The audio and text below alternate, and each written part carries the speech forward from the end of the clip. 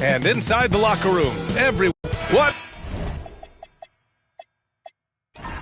better for a Tuesday evening than a little NBA action on 2K Sports.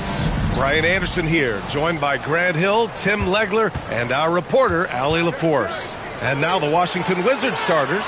They've got Shai Gilgeous-Alexander. He's out there with Smith. And it's Santos in at the 5. Here's West. 6 on the shot clock. Smith left side. Off target from outside. Well, Grant, in 2024, you added Cooper Flagg to the USA Select team before he even played a game in college. You know, B.A., he made me look really good, too. You know, he performed extremely well against the men's national team. And at just the age of 17, he already looked like one of the better players on the court that day. Now here's Smith. Pass to West. Oh, trying his luck from deep. Oh, clanks that one. He's 0 for 1 to start. Exum outside. Oh, it's stolen away. Right side, SGA. Here's Milicic. For 3, Smith. The Wizards with another miss. And so it's Wiggins with it. He brings it up for Charlotte. Pass to Sexton. Launches a 3. Count it. 1 for 1 to start the game. You knew something had to go in at some point. Maybe the start of better things ahead. Here's West.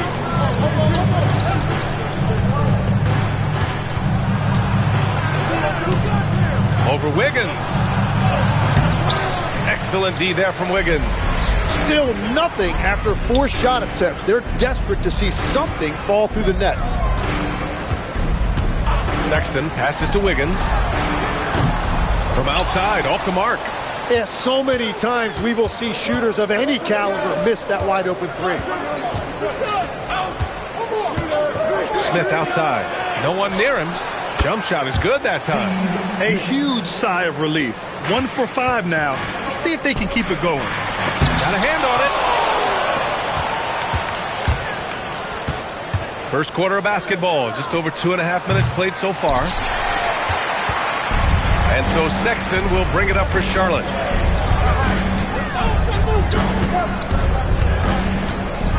"11 feet out. Count it. Good. Sexton's got his second basket on the night. Wizards trail by 3. Pass to Milicic. Here's West. He tries for 3. It doesn't go for him. He is just struggling right now to find his way and trying to regain his confidence. Bagley, a screen on Smith. Here's Exum, trying to make up for his poor performance in that loss to the Lakers. Charlotte needs to get off a shot. Wiggins for 3. And he battles for the ball, gets his second chance bucket. Everybody appreciates that extra effort on the glass. Trying to find a spark here. Yes, indeed. A rough stretch offensively. They could really use a basket. And the foul on Marvin Bagley. That's his first foul of the game.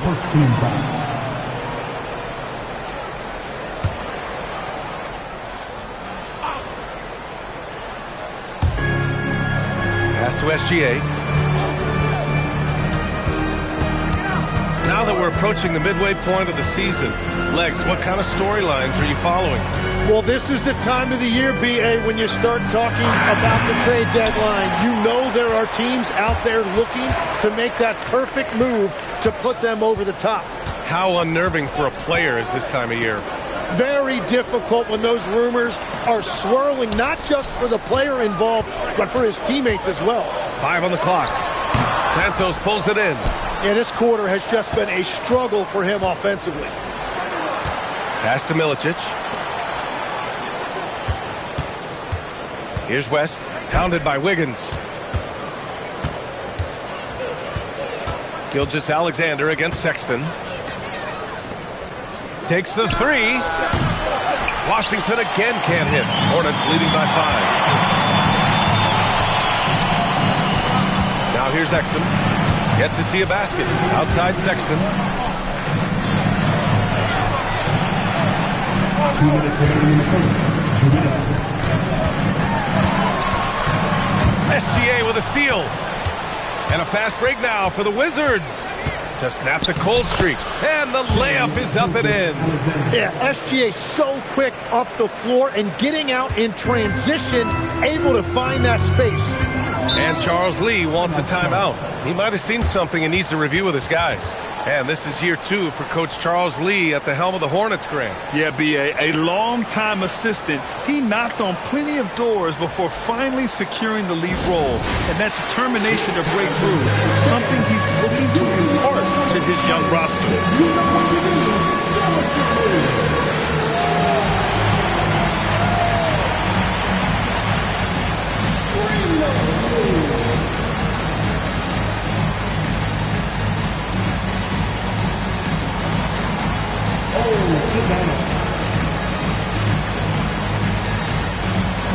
So for the Hornets, Butler comes in for Exum, and it's Collier in for Sexton.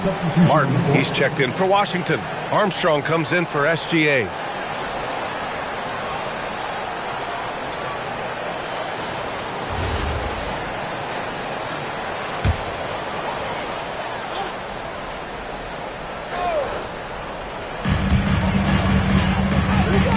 Hook loose.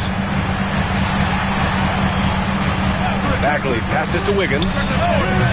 Offensive rebound. Can't connect from short range. The way they've gotten after rebounds has been impressive. Inside. Pass to Armstrong.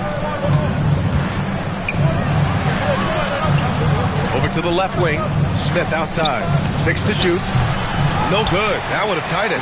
Man, miss after miss for him. When you're having a quarter like this, the only beneficiary is the defense. Count that bucket. His playmaking is something to watch. Threading that pass right in there. Here's Collier.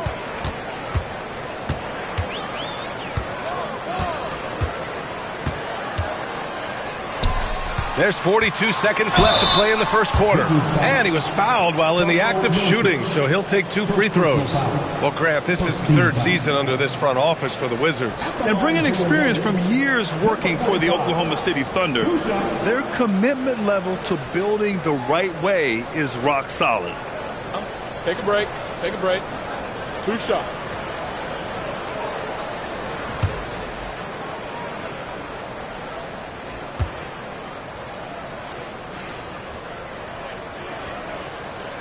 And the first one at the line is good.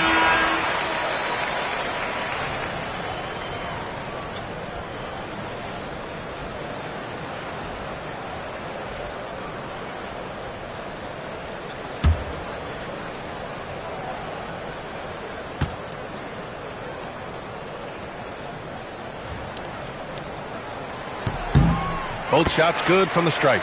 And the Wizards last season with the worst record in the Eastern Conference. Grant, 2nd in losses only to Utah. Yeah, B.A., the course is clear. Development and youth. The losses can be tough to stomach, but they do have some intriguing up-and-coming players. Here's Armstrong. Really struggled in the loss against Milwaukee. From deep. West misses. Here's Collier. Down low. Misses in close. And so the first quarter is in the books. Charlotte on top. They're up 7. And quarter number 2 will get underway just after this short break.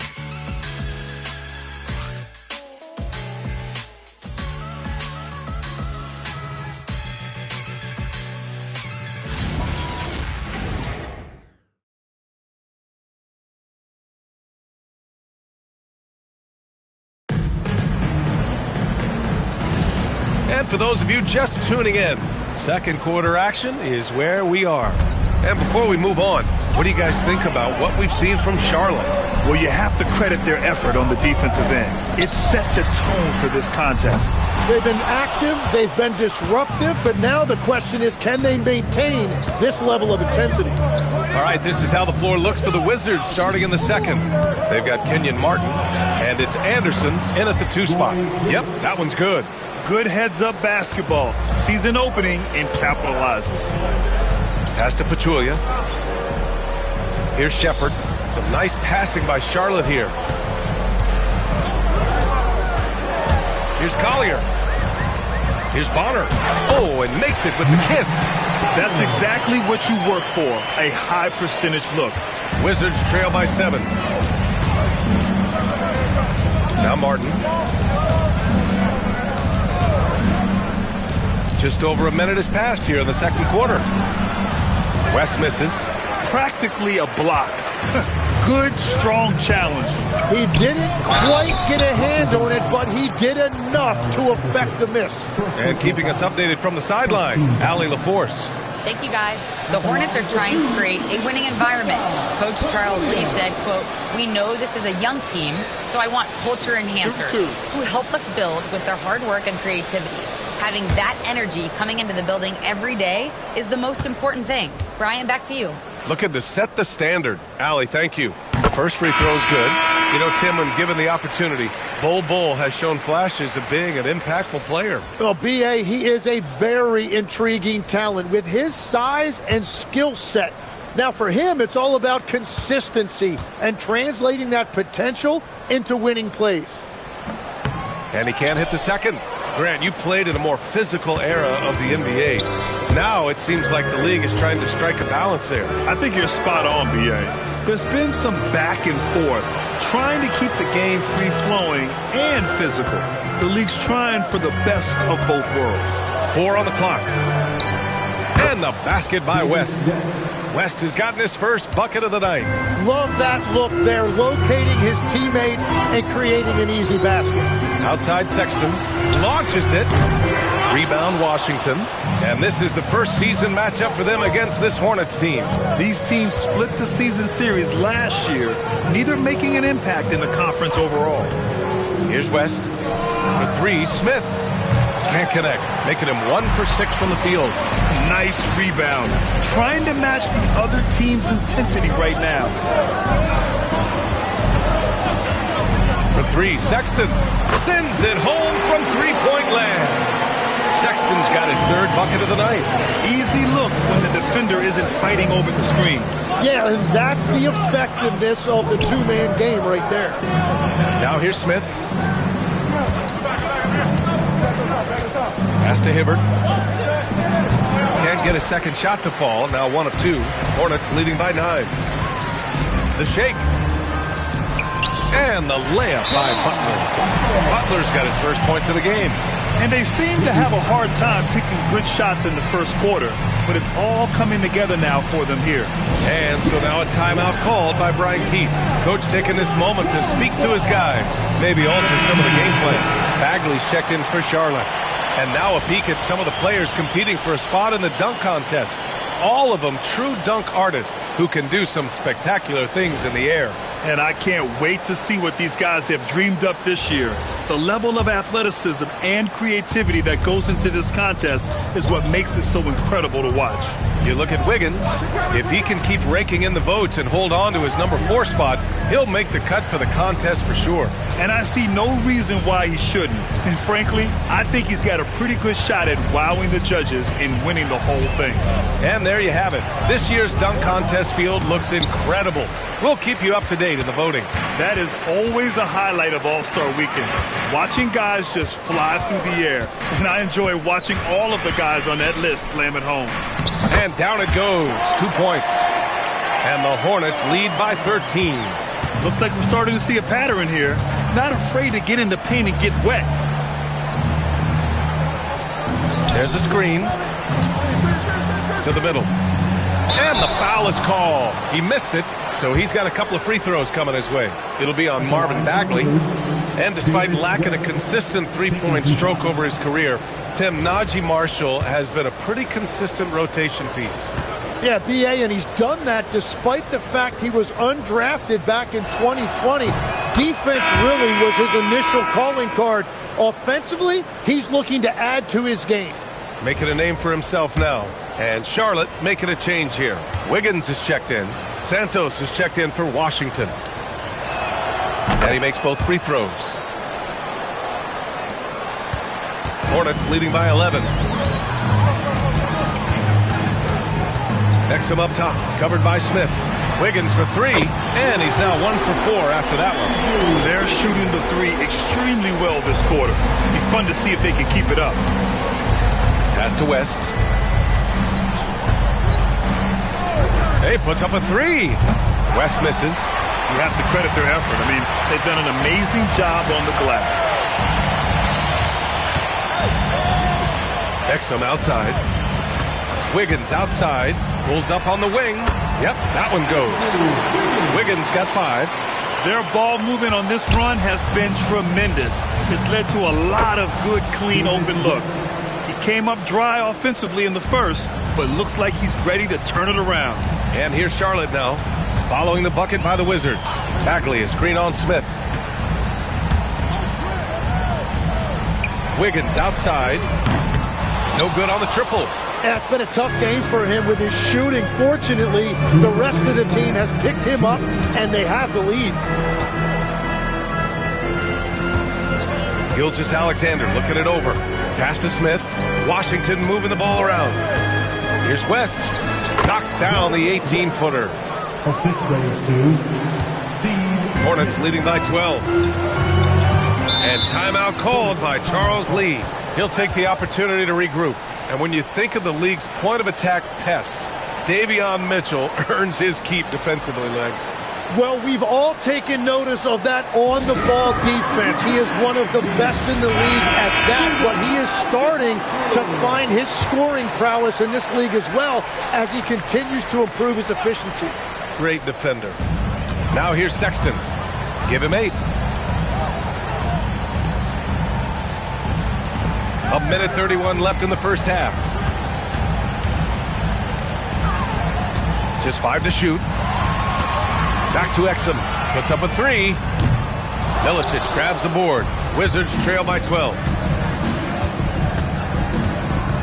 To the inside. Here's SGA. Taking it inside. SGA. Well, that bucket from SGA just shows you a lot of grit. Bagley, a screen on Smith. Wiggins outside to the paint.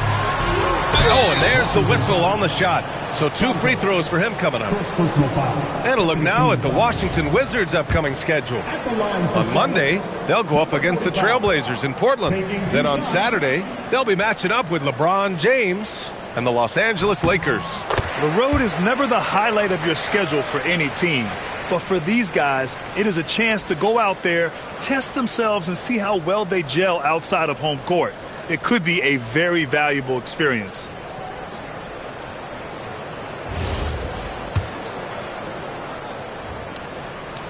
That's also good. So he hits both free throws. Yeah, they're playing a much more physical game here in the second quarter. Pass to Smith. Here's Santos. And the layup is good off the glass. Santos has got his first points of the night. Getting enough shots in close to play inside out. Exum outside. Lets it go. And that one's drained from the low block. 10 points for him. Coach is loving the ball movement. Just 1 second separating the shot clock and the game clock. Smith with it. 15 in his last outing. Pass to Santos. Smith outside. Beyond the arc. The shot no good. And so it's the Charlotte Hornets going into the break up 12. How about the way they've attacked the paint? This throwback approach is paying off. We'll be right back after this word.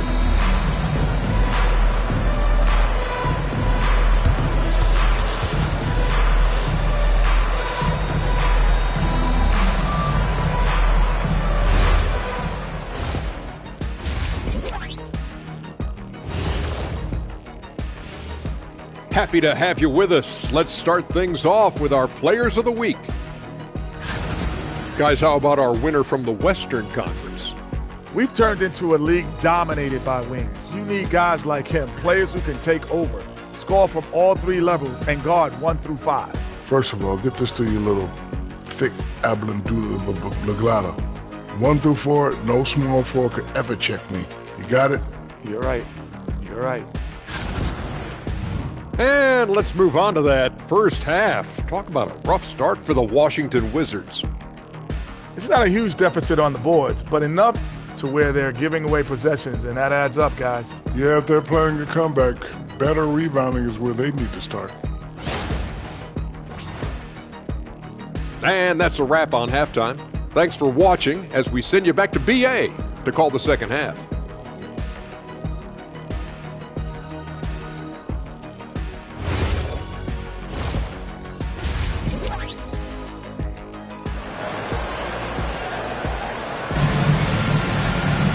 And there wasn't too much drama in the first half, but maybe things will tighten up here in the second.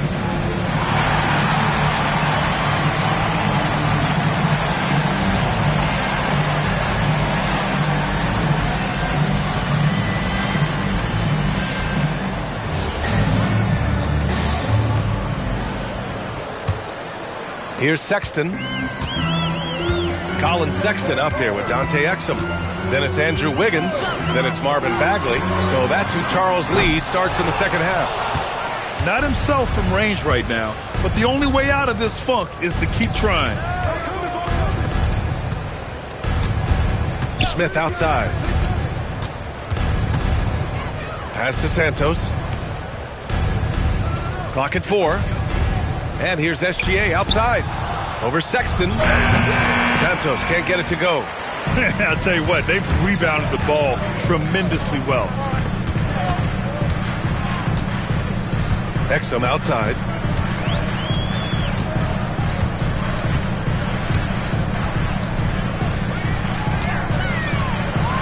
Uses the glass on the layup.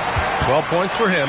And trust me, when the D's slow to react, he'll be the first guy to make them pay. Well, the way this game is going, I'm actually not surprised it was that easy for him. And now a timeout called by Brian Keefe. And we might see some changes. Coach potentially looking to adjust. They're off to battle the Trailblazers after this one, as they'll be playing at Moda Center. That'll be the second of 2 games on the road. Here's West. No good from outside. Now Wiggins. It's Exum on the wing. Down low. From the left block. It's blocked. Smith in the high post. And he was camped in the lane there. He gets a 3-second call. And with this break, a chance to see the best passers in the league from last season. 4th, Andrew Wiggins. Not a lot of guys had better vision on the floor than him. He was able to see passing lanes and ready shooters no one else could. And here's Sexton. Give him 8. Wiggins outside. Sinks the tray. Wiggins has got 8. Well, Wiggins now showing you a little catch and shoot element to his game. All right, let's check in with Allie LaForce. Thanks. OG Anunoby is so disruptive. He's led the league in steals. And he said, I want to be the defensive player of the year.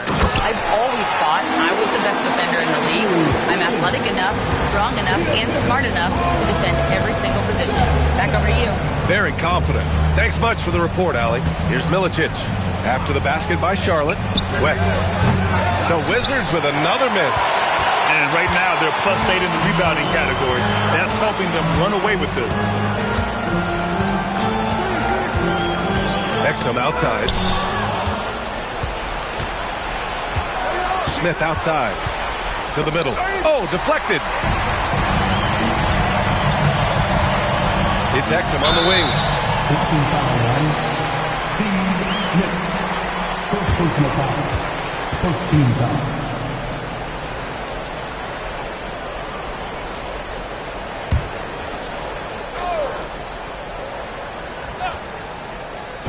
Clock keeps going. 3 minutes into the second half now.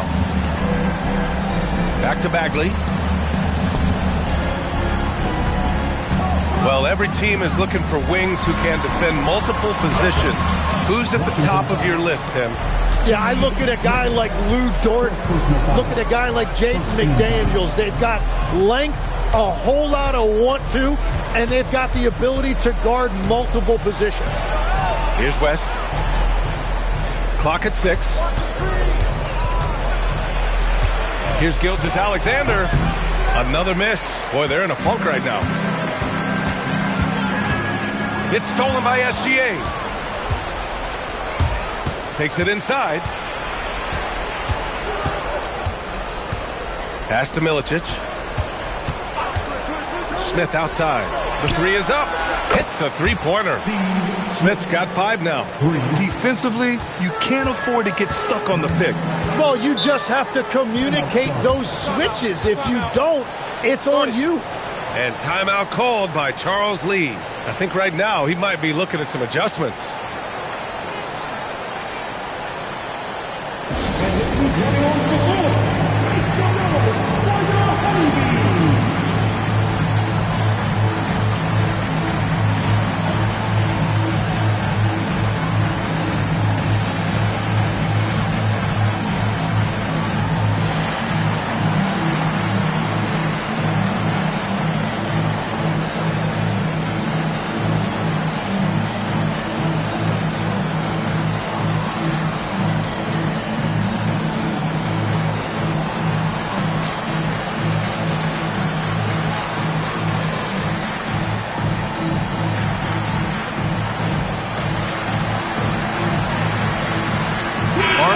He's checked in for Washington.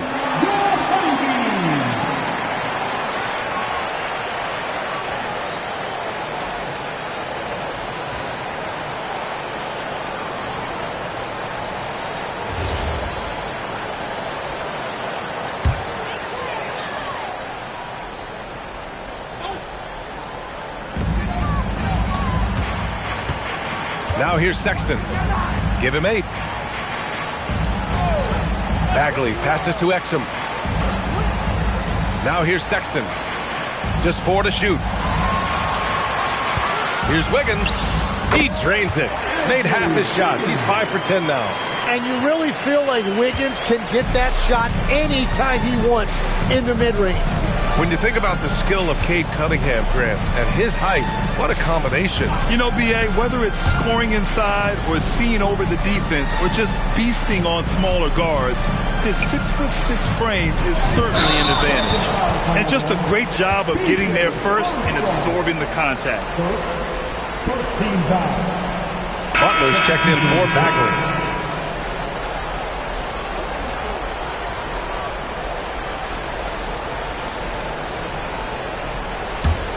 Charlotte leading by 18. Here's Exum. Outside Sexton. Left side Butler. Wiggins outside. That three's off the mark. The Wizards have gone only 1 for 6 here in the second half. SGA passes to Armstrong. Here's West. SGA with it. Over Butler. West misses. You have to love his confidence, but you also need to read the situation. Pass to Wiggins. There's a minute 26 left in the third quarter. Misses from short range. Well, the defense challenged him just enough to force that miss. They really collapsed when he got close to the rim. Right side, Gilgeous Alexander. Here's West, pounded by Wiggins. And another miss by Washington.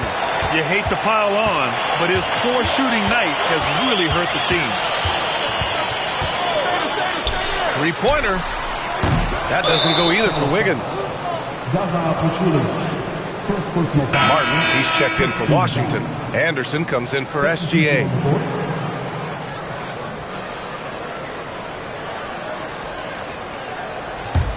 Wizards trail by 18. Martin outside. Wiggins with a steal. Out to the right wing. For three, Collier. Charlotte, no good that time either.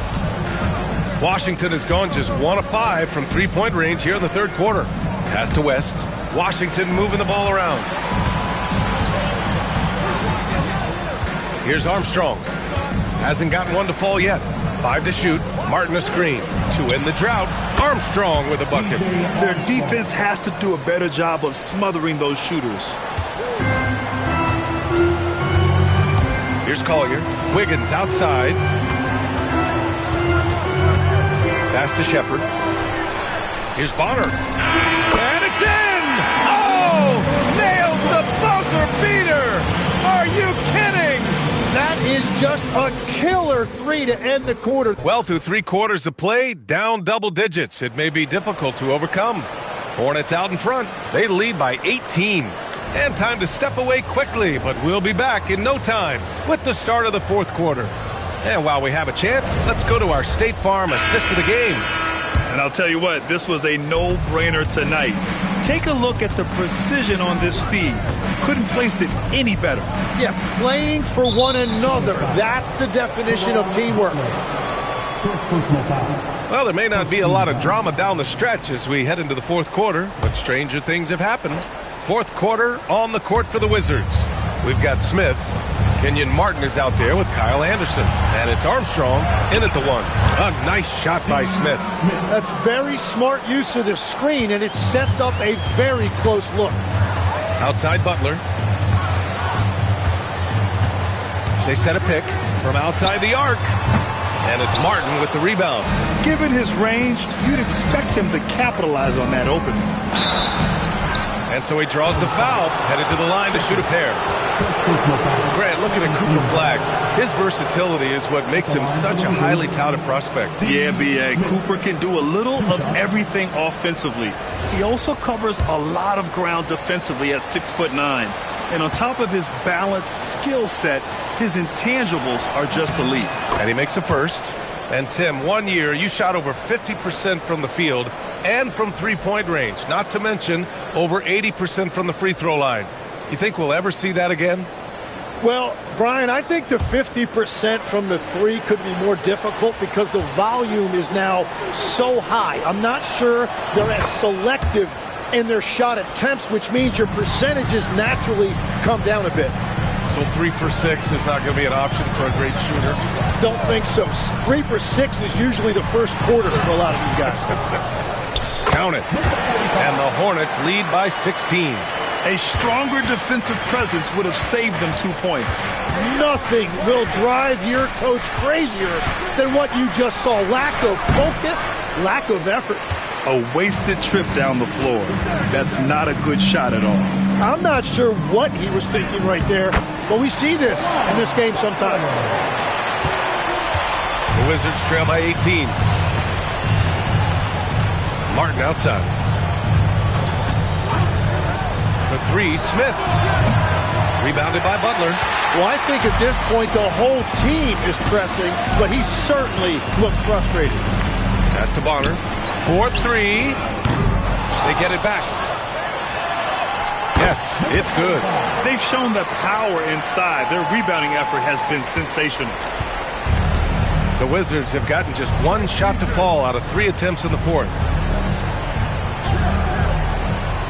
And here's Martin.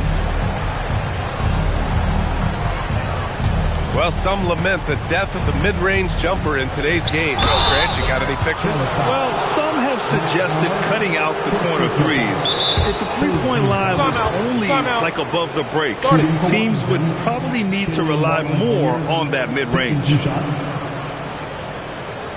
Wizards timeout call.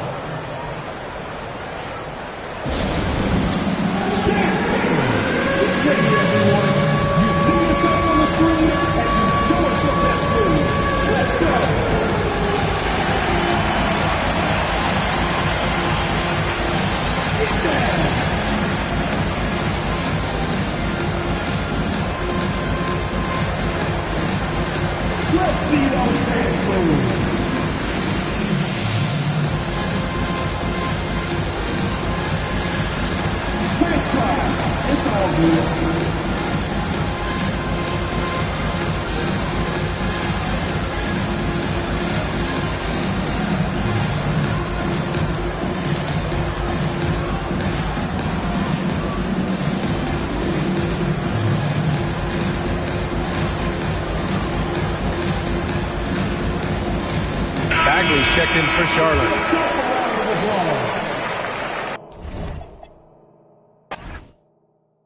Oh, that's all you, boy. Thank you.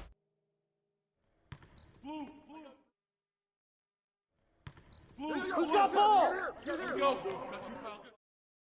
Shot! Out, out. Give me that.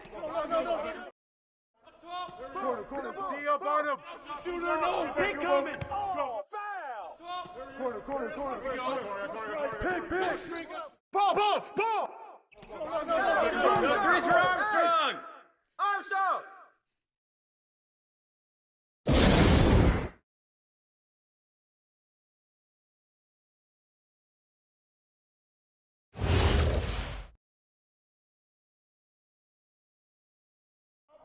Check. Come on, man. Shooter, no. Go low.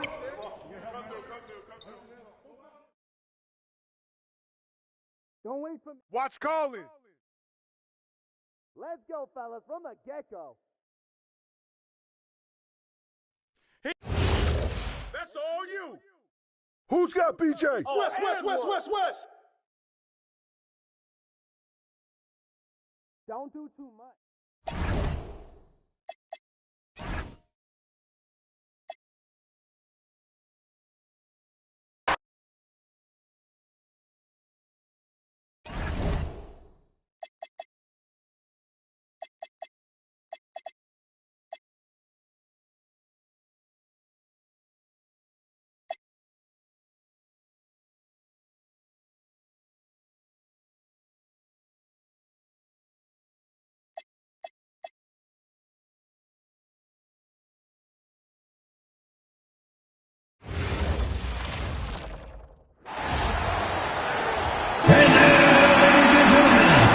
Still early in the season, Greg, but we're getting an idea about which direction teams are headed in. So true, but so much can change between now and the end of the schedule. So the most important thing at this stage, building momentum heading towards midseason. And now the Golden State Warriors starters. They've got Yao. I head out there with Rob Williams. Then there's Wallace. Yeah, way to play in attack mode and get to the line. Utah shooting their first shots from the free throw line tonight. And last season, 77% from the line. They usually get the job done there. And he knocks down the first one. Now we know the Jazz have been up front. Before you can rebuild, Doris, you got to tear down. And that's what they've done. And Kevin, that requires extraordinary patience. You have to be willing to trade away veterans who can contribute to winning, and you have to be willing to prolong the process in order to get max returns. But be under no illusions. Losing is hard on everyone. Fires away from outside. An absolute bomb from three-point range. And guys getting into a nice groove here, starting to feel it. And this is partly what the game has become, right? A matter of dueling three-point opportunities. Pass to Ayton. And Ayton throws it down. Ayton uses his length to his advantage. No doubt on the dunk.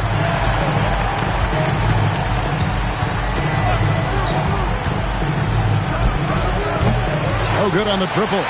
I'm shocked that didn't turn into 3 points. I mean, he makes you pay on those nearly every time.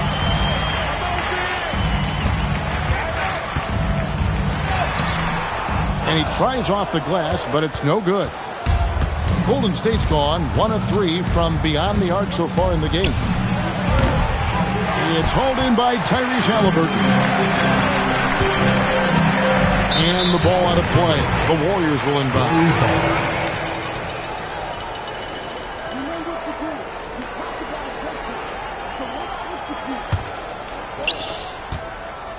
Warriors have gone just 1 of 4 to get this game started. Puts up a deep three.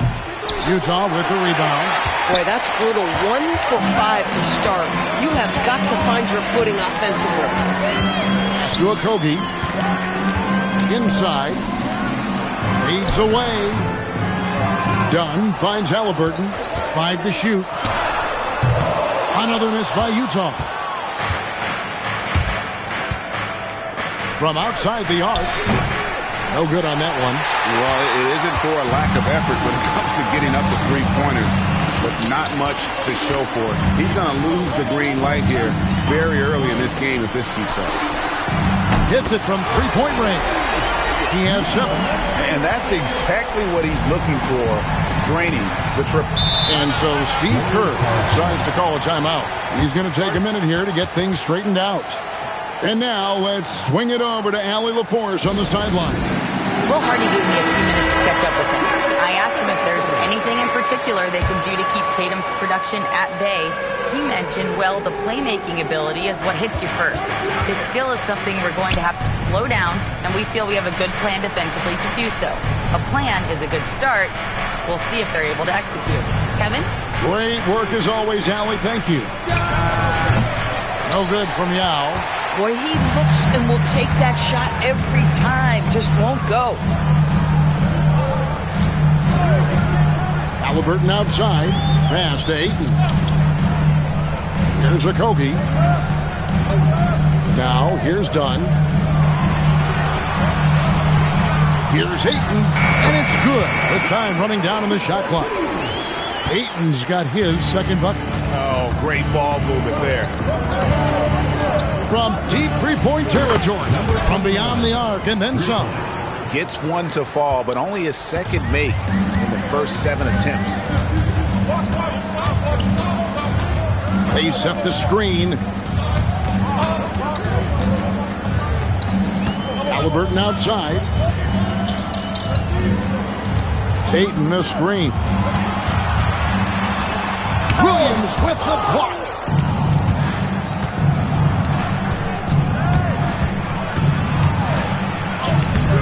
A rebound by the Jazz. Fresh from a win against the Nuggets. And in that one, the offensive execution made the difference. They found and exploited the mismatch repeatedly. Well, it was certainly a game that their analytics people had to love breaking down. I thought they exposed every weakness in the defense.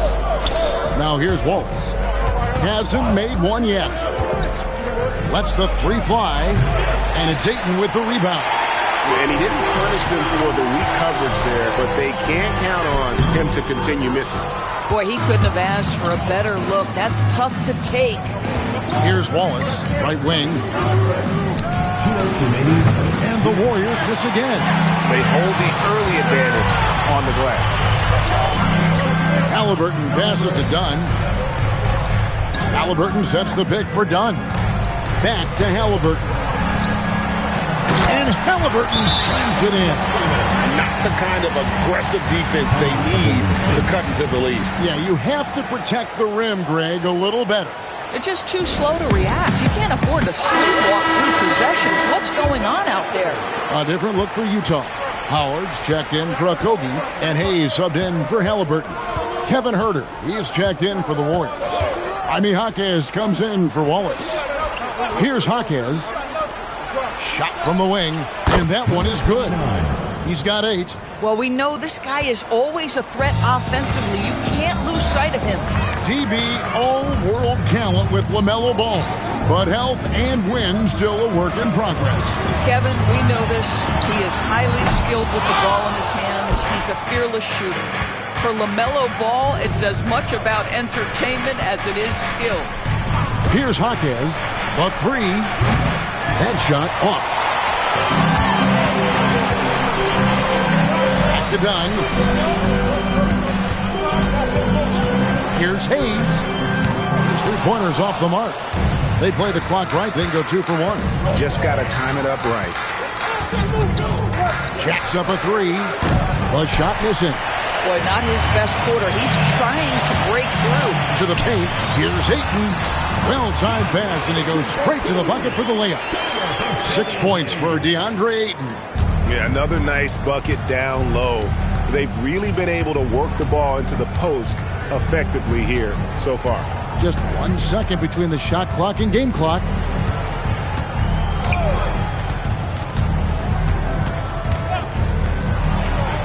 Gets it to go from beyond the arc.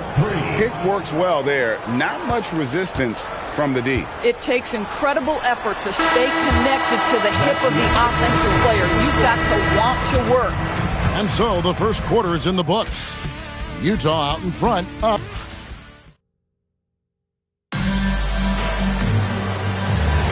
And for those of you just tuning in, the second quarter of action is where we're at right now. And the guys, what's your take on Utah so far? Just a terrific first quarter, sparked really by their unselfishness. I'll tell you, that willingness to make the extra pass, that is what creates good looks. It also forces the defense to scramble. He's out there with Howard. Then there's Maxi Kleber. Then it's Cam Whitmore. And it's Robinson in at the center position. That's the group for Utah getting going here in the second. Pass to Herder. Some nice passing by Golden State here. Now, here's Toppin. Out to the wing. Golden State needs to get off a shot. Herder, no good. Jazz leading by 5. Robinson a screen on Hawkins. Hayes, no good. And I'm not sure that is a shot that he should be taking. Well, it's hard to imagine that the play was designed to go in that direction. Boy, I'd be surprised if we see that again. Back to Filipowski. Pass to Hawkins. And a miss there on the triple. Utah has gone 3 of 7 tonight from three-point territory. Bobbed up there for Robinson. That shot, no good. And the timing just not there on that attempted alley-oop. Just a missed connection, and it happens. I'm sure they will go back to it if given the opportunity. Back to Filipowski. Pass to Hawkins. And again, it's the Warriors missing. Here's Hayes. Drains it from beyond the arc. Hayes has got himself going there. His first points of the game on the deep ball. They need a good offensive possession. Yeah, they've gone a long time without a bucket. Back to Hawkins. Now Toppin. Hawkins outside. And right away, they match it with a three-pointer of their own. Hawkins has got 5 points now in the quarter. And so the timeout by Will Hardy here. This now will give him a chance to discuss some potential changes.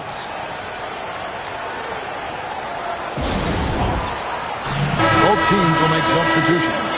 Now, while we've got a moment now to see this year's three-point contest and how it's shaping up, let's take a look at some of the top candidates emerging as we see here some players who are likely to make the final cut. Not too shabby of shooters on this list, Kevin. You got to love the advancement and really the evolution of the three-point shot in today's game. He's got a place in the three-point contest within his reach. I hope he makes it because I know how much this would mean to him to be a part of the event. I mean, that's a good call, Kevin. He's the type of player that can really deliver on a stage like that. He'll be very dangerous if he ultimately gets in. And as the votes keep pouring in, we'll keep you updated on any changes to that list. It looks like we're going to have quite a group. Man, you talk about the ultimate marksman's list here, Kevin. Maybe this will be the year somebody gets that perfect score.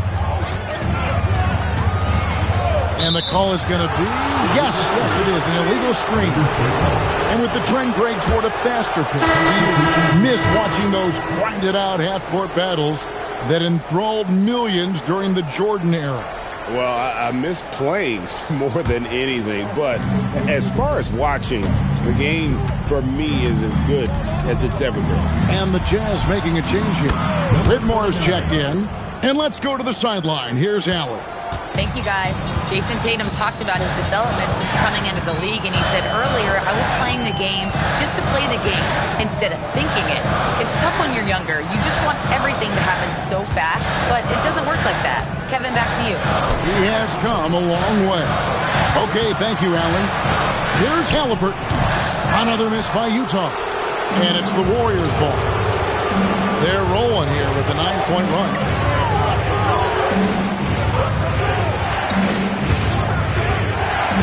From deep three-point land. And it's Whitmore with the rebound. Utah has gone 2 of 3 when they've stepped beyond the arc in the second quarter. And up the court come the Warriors on the break.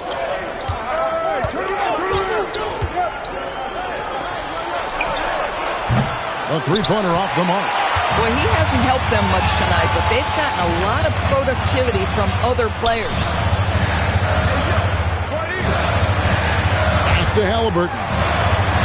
Whitmore sends a screen for Halliburton. And Whitmore throws it down. Oh, man, when Cam Whitmore throws it down, you feel bad for the rim. And so Steve Kerr decides to call a timeout. He's going to have a discussion on the sideline. Andre Ayton's checked in for Utah. Yao, he's checked in for the Warriors. Pass to Whitehead. Here's the screen. In the corner, Wallace with it. And it's off from three-point range. And here's Halliburton. He'll bring it up for the Jazz. When this game is done, they'll be off to Chicago as they take on the Bulls. That'll be just one game played away from home for them. A clever dish by Halliburton. Nice to see him continuing to sharpen those point guard instincts. Jazz foul. Number 28. First personal foul. First team foul.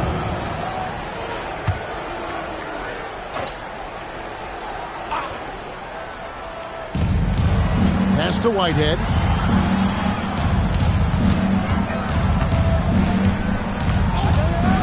Puts up a three. Utah with the rebound. Ayton's got 4 rebounds now tonight. And gotta like what they've been doing down low in the post. 1:14 left to play in the first half. Off target with his 3. Warriors trail by 4. They've been looking out of sync offensively. Yeah, their offense has ground to a standstill.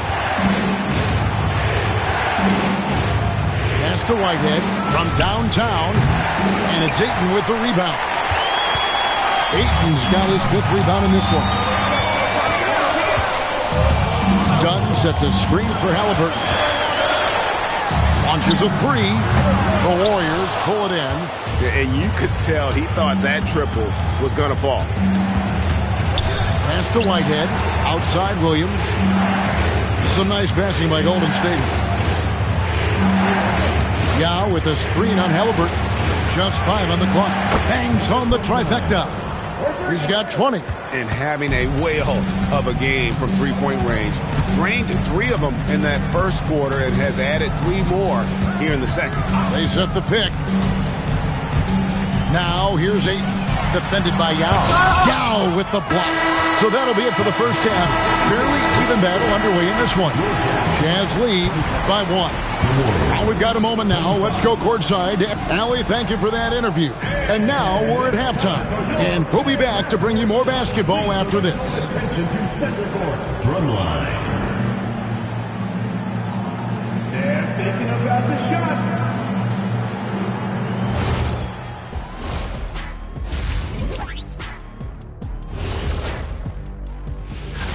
Let's talk about our winner from the Western Conference. Leading the charge for this squad, man. Hey, Shaq, he's not only scoring well. Let's shift focus back to the Utah Jazz, who find little separation after one half of play. They have played. Thank you for being with us. Now let's send it to Kevin Harlan for the second half tip.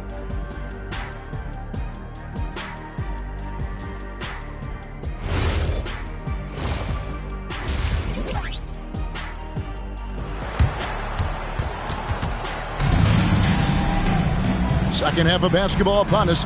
We may be in for an exciting finish based on how close of a game it's been so far.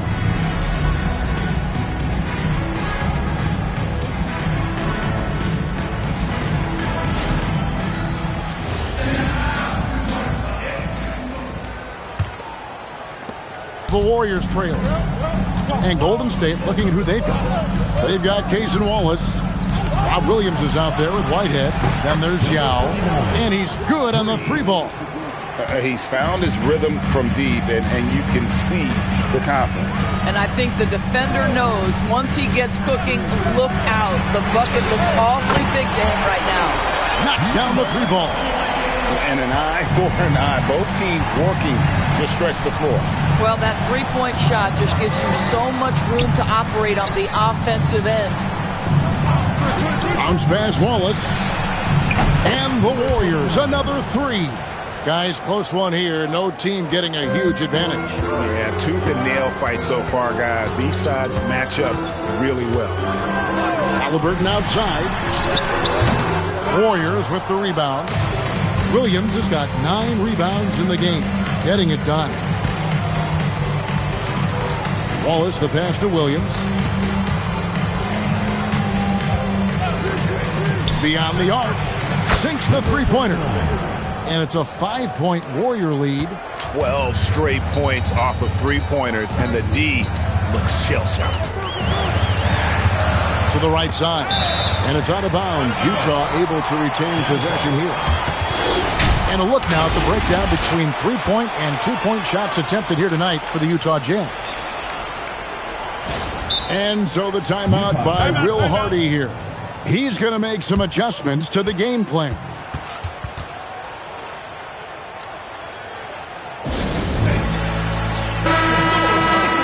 And they're on the 2K leaderboard of the teams that have been tormenting opponents defensively this month. The Jazz second. You know, they're pressuring the ball more, challenging every single shot. Their defense has been playing at a really high level.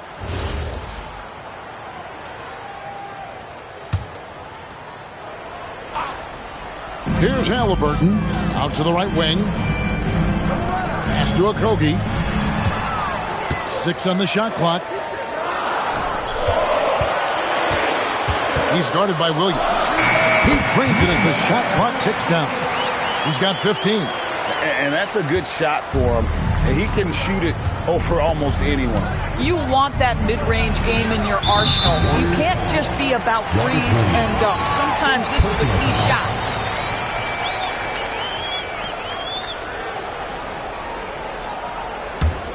Jazz trail by 3.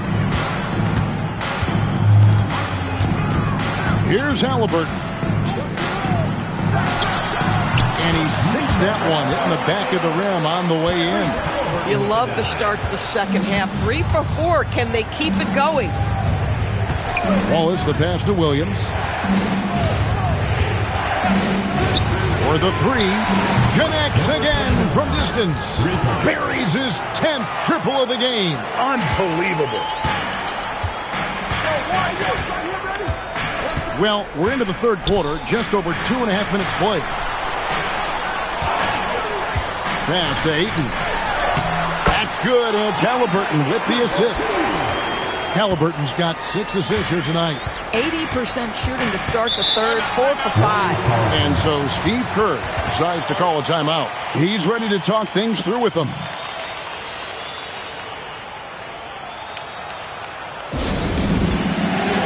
And here's a look at some numbers for DeAndre Ayton. Last year, getting it done. Last year averaged 17 points a game, 5 assists and 3 rebounds. And he gives them a nice rotation on the front court. He is a quality reserve. Well, the one thing you can't teach is size. He's not as developed skill-wise as some guys, but certainly a valuable backup for this team. Took the opportunity when he saw it. He has 35. The defensive intensity must pick up. It hasn't been the same this half. And Ayton throws it down. And he's an automatic finisher when he gets into that area. He is, and he picks the simple one-hand stuff to get the 2 points. They set the pick. Down low. It's deflected. Halliburton with the steal. Here's Okogie. Here's Ayton. That's the 6th make from the field. He's taken 9 shots and missed but 3. And that assist got him a little nod from his teammate after that one. There's the triple. Rebounded by the Jazz. Hard to figure out how he doesn't knock that one down. No defender in sight. For the lead. Slides through for his 7th basket in 11 tries. He's had a one-track mind this quarter, and that is score the basketball. To end the run, buries the long-range jumper. And how about the last 5 made shots have all been threes? The defense is just giving up a barrage. And so the timeout by Will Hardy here. Coach is going to talk some things over with the team. Might be seeing something to adjust. And Utah making a change here. Kleba's checked in. Kevin Herter, he's checked in for Golden State. Halliburton on the wing. Pass to Okogie. Nice ball movement by Utah. Ayton up top. It's good again. His 7th basket. 7 for 10 from the floor.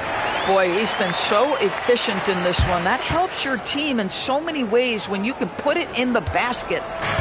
And here's Wallace. He'll bring it up for Golden State. They trail by 1.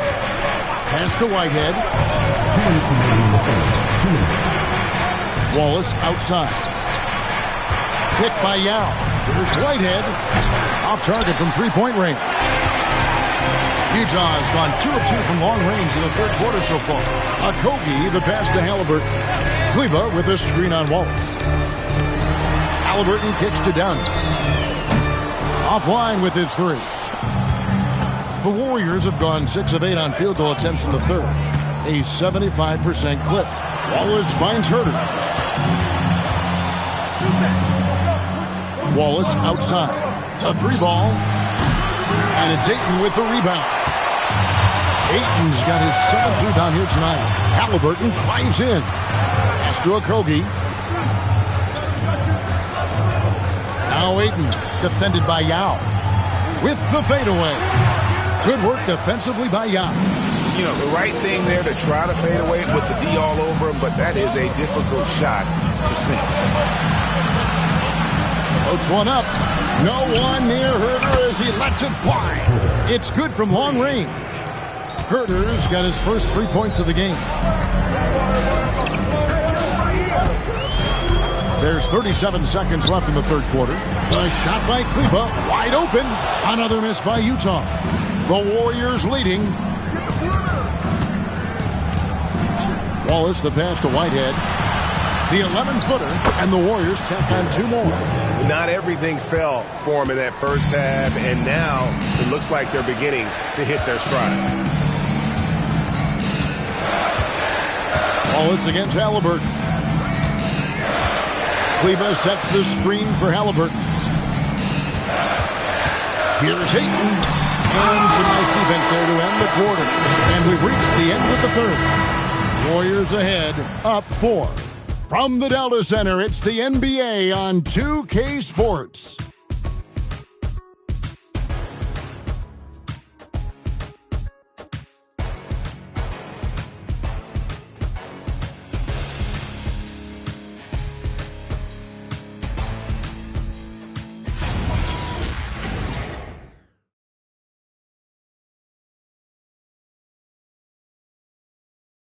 How about a look at today's State Farm assist of the game? And he sliced the D wide open with his feed. They had no chance to prevent that basket. Well, that's what a great pass will do, right? You love the unselfish play.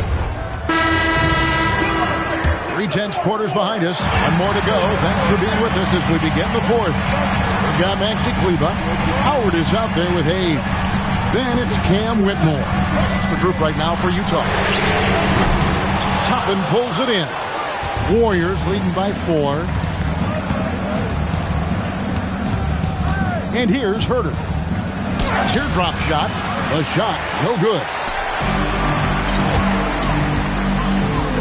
Now Whitmore. Pass to Hayes. Driving the lane. And contact on the shot, so he'll be shooting free throws here. First personal foul. Doris, what do you think is the key for the development of such an impressive young player like Chet Holmgren? Hey, Kevin, to me, really, it's simple. It's health. This is a young man for whom basketball is hugely important. He's one of the most impactful two-way players in the game. It's really come down to whether or not he can stay on the floor, but he is so passionate about basketball. And he can't get the first one.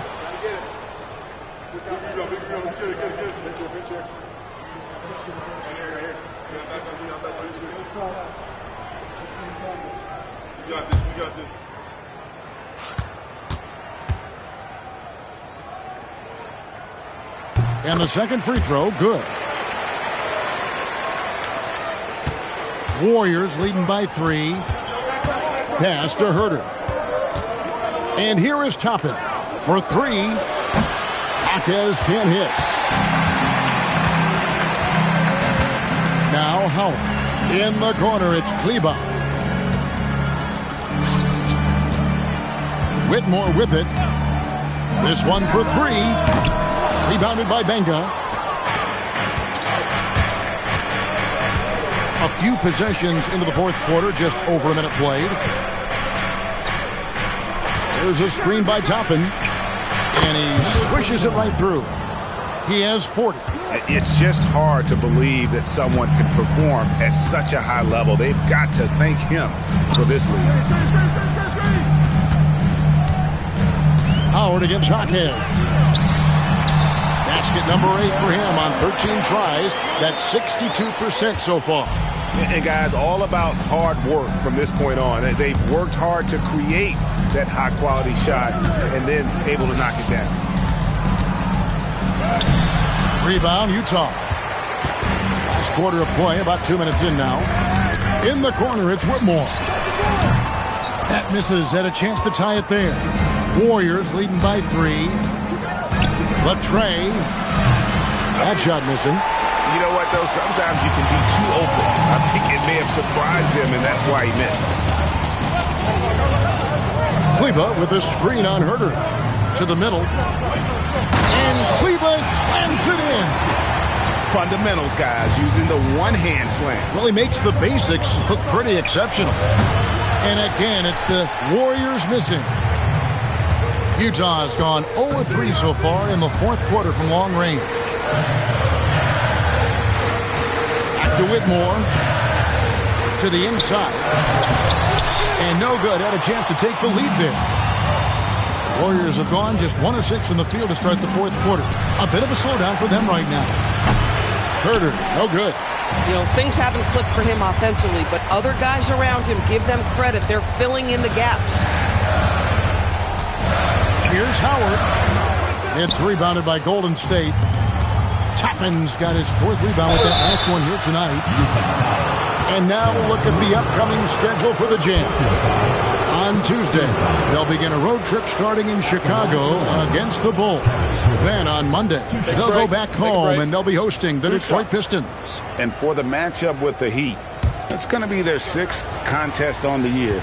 Fans will be curious to see how this team continues to form as the season goes on. So Utah going with an almost entirely new group here.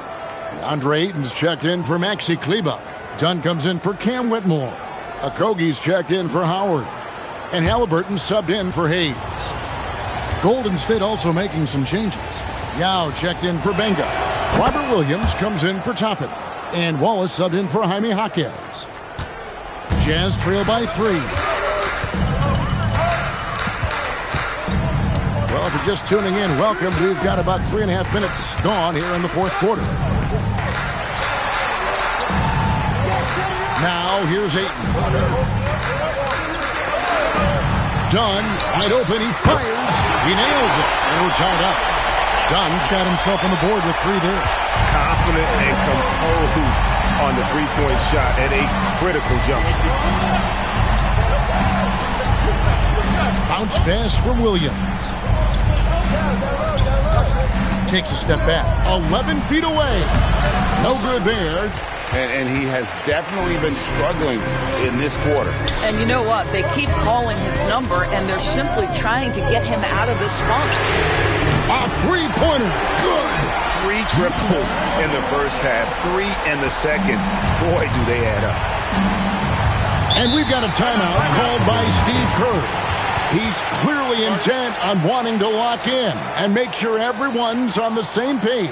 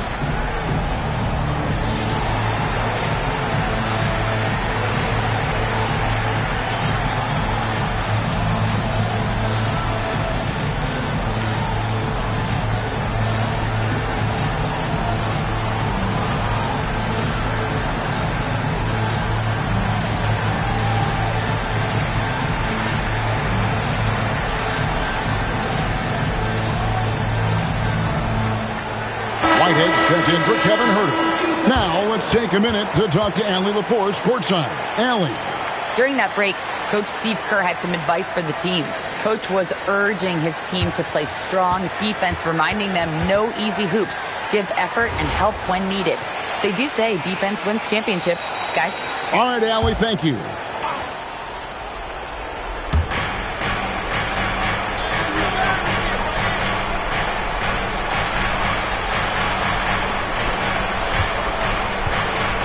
Beyond the arc, the three goes down. Their ability, again, to stretch the floor, particularly in this second half. And guys, boy, when you're hitting, it sure does work. It obviously opens up major options at the offensive end. And the shot will go down. And that's about the worst defense I can imagine a team playing coming down the stretch. You know, we talk about execution offensively coming down the stretch. To me, it's as important defensively, and they didn't have it. 5 on the clock, and stolen by Ayton. And stolen by Wallace. Here's Yao for 3, and again for 3. Another 3. I'm not sure I've seen a better three-point shooting night. They just keep pouring in. This is a top 5 all-time single game for three-point shots made. Now Halliburton. Ayton sets the pick for Halliburton.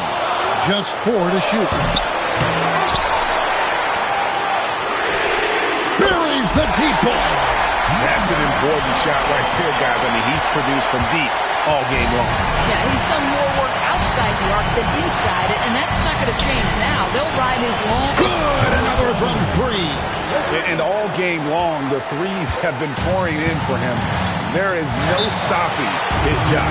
And this is already a game he'll never forget. He's trying to make it a game that the world never forgets. And Will Hardy calls timeout here. Pivotal moment in this game. He's not taking any chances. He'll call time.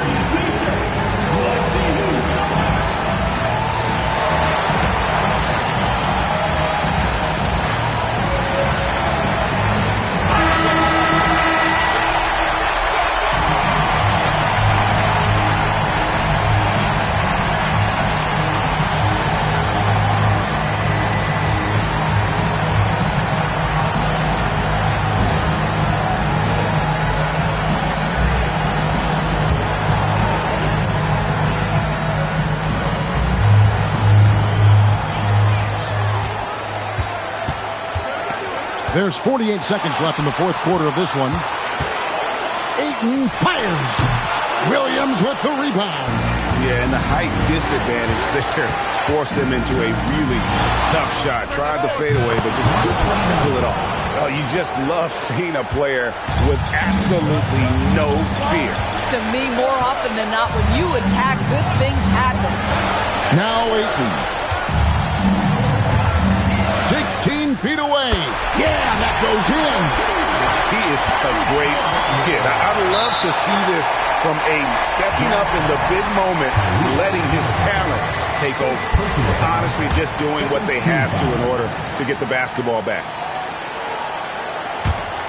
And he commits the intentional foul. First personal foul, third team foul. At the line for the Warriors, Casey Wallace. Taking 2 shots. Shoot 2.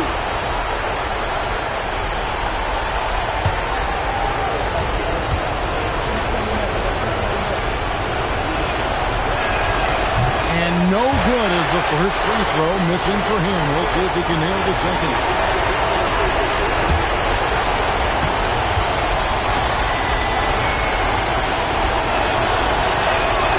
The second of 2 is good. That will put them up by 2. And Will Hardy calls timeout here. Coach clearly feeling the necessity to regroup with so much at stake here. And talking about the approach now, what are they looking at? And they've got plenty of time to get a basket. Well, they've got to be aggressive, guys, because the defense doesn't want to foul here. Now Ayton. And the defense successful, forcing him into a tough one. They're going to prolong the game here with an intentional foul. 14 foul. At the line for the Warriors,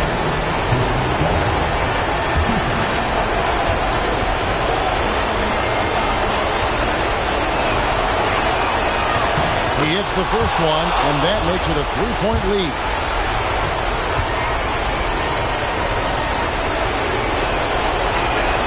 Second one is good. Hitting both at the line, and it's a 4-point ball game. That shuts down any idea of a comeback. That is big time under pressure. So it's a narrow victory for the Warriors, pulling out the W. A narrow win under difficult circumstances, Greg, as the visiting team. It really was, but that didn't seem to bother them. I mean, road team, home team, all I know is they were the better team. Well said. Allie, let's go to you courtside. What do you have for us? Jason, congrats on the win. How do you prepare your...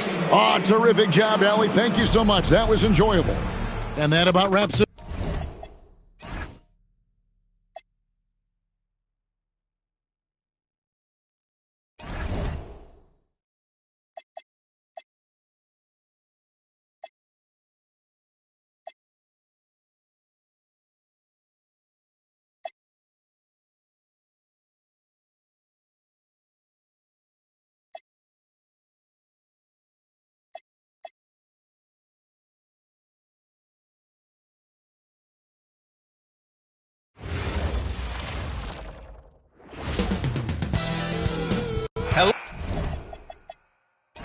Hello and welcome to the NBA on 2K Sports this Tuesday evening.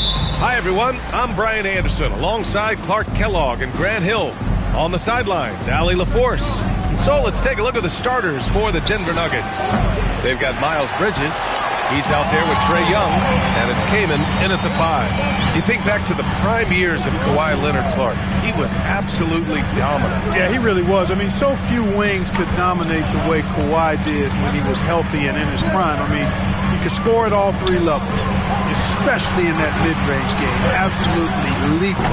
And then defensively, he was a stopper. He would just turn people's water off. In his peak, he was as good as any two-way player we've had in the league. Now here's Love. They set the screen. Just 5 on the clock. And a miss there on the triple. The Heat on offense. Pass to Bamba. Here's Ford. Miami moving it around. Counted from distance. Don't want to let him get into a rhythm from out there. Denver has gone 0 for 2 from outside. And let's send it over to Allie LaForce. Well, Eric Spoelstra had a few moments to share with me. We talked about Lauri Markkanen, and I asked him how he wanted his players to guard him tonight. And he said, we can't afford to lose sight of him out on the perimeter because he's a big that can really shoot it, especially when he's operating in the pick and roll. It'll be interesting to see how Markkanen fares against them in this one. Back to you. And Allie, thank you for that. And here comes the break. Love the open look. Cans it with nobody near him. Give Bridges a lot of credit there. I mean, these kinds of passes can really fortify team chemistry. Williams, a screen on Young. Three-pointer. And again, it's Miami from deep. Starting to find his rhythm. He's cooking, and he knows it. And you know what? They're going to keep using him. He'll be the centerpiece of their offense today. You can bank on that. And there's the whistle. Illegal screen is the call. One of the trickier plays to judge, but it would be hard to argue against the call. Yeah, you know, the officials aren't nearly as lenient as they used to be on that call. As a matter of fact, I know I got away with a lot of those in my playing days, but that was 40 years ago. Here's Ford. And an emphatic jam on the lob. Just flawless timing right there. Right? The dish, the catch, the flush, the whole thing was perfect. And it all had to be, because that's not nearly as easy as they made it appear. Young misses. Heat leading by 4. Outside, Williams. Pass to Ford. Now here's Williams. Here's Ford. Williams, a screen on Young. Here's Ford. Rebound, Trae Young. Nuggets trail by 4. And Grant, David Adelman, a second-generation NBA head coach, grew up immersed in the game. Yeah, B.A., basketball was a family obsession. David, a ball boy for the Blazers in the 90s, went on to coaching, which he's done for decades. His whole life has led him to this. So it's Miami now, following that last three-pointer by Denver. Lays it up and banks it in. 10 points for him. He's going off this quarter, a huge reason why this team is on top. There's the three. And the Nuggets hit again from deep. Well, they count on big-time production from him at the offensive end.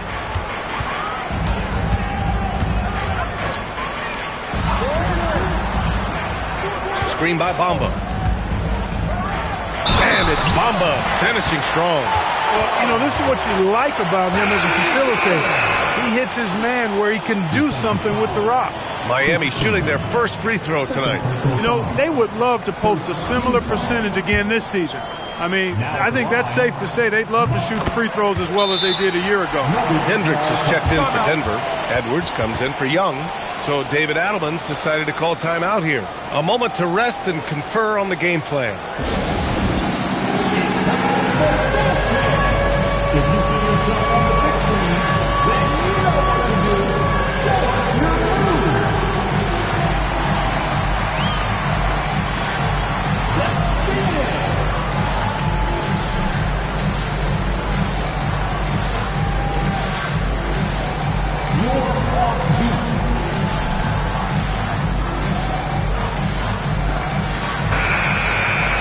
Well, you'd rather not put these guys on the line. The top free throw shooting teams in the last month. Number one, Denver. And looking at last month, this team really got it done from the charity stripe. Whenever you fouled them, they made sure to make you pay for that mistake. Here's Edwards.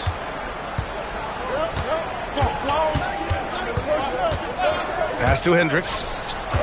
Back to Edwards. And it's good. Fought through contact. Hit the shot and will go to the line.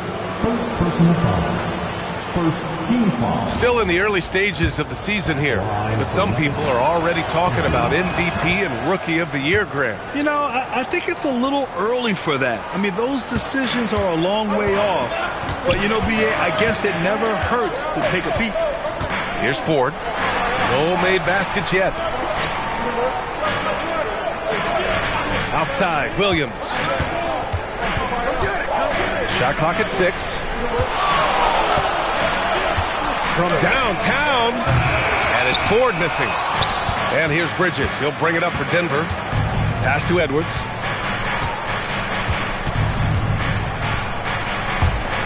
The three ball. Rebound by the Heat. And going against Denver, their first meeting on the year. Here's Ford. There's a minute 54 left in the first quarter of the game. And that one's good. Morrow. And just shredding apart the defense with his passing. He's helping to pace this offense so well. You know, numbers don't always tell the story, guys, but his assist totals do paint the picture here. I mean, he's got everybody involved. And Hendricks gets it to go. This defense just can't stay connected to shooters. And here's a timeout from Eric Spoelstra now. Coach probably just checking to make sure everybody's on the same page here. Anthony Edwards is checked in for Miami. Shepard comes in for Ford. Here's Shepard.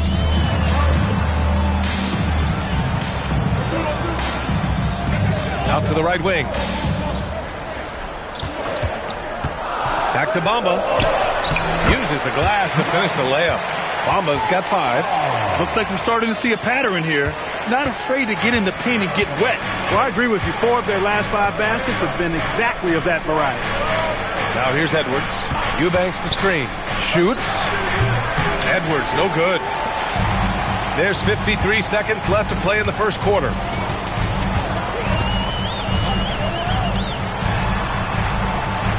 Pass to Edwards, and the call is going to be, yes, an illegal screen.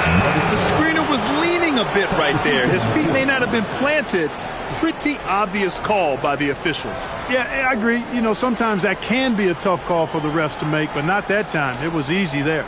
Looking at who's out there now for Denver. Spencer's checked in for Lee, and it's Trae Young in for Holiday. For Denver, they've gone 6 of 11 so far. To the wing, right side. He takes it in. Hendricks. And he jams it home with authority. I know it's early, but you have to wonder if these offenses can keep this up. High-octane action for sure. Crowd-pleasing already. Edwards can't hit. Denver has gone 3 of 7 from beyond the arc in the first. Pass to Hendricks. Here's Young. And that's out of bounds. Last touch by Jokic. In for the Nuggets, number 3, Aaron Holiday.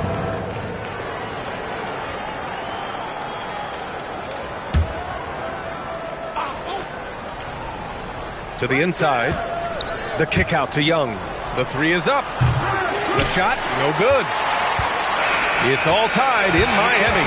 And the second quarter about to get started. We'll be back in a moment.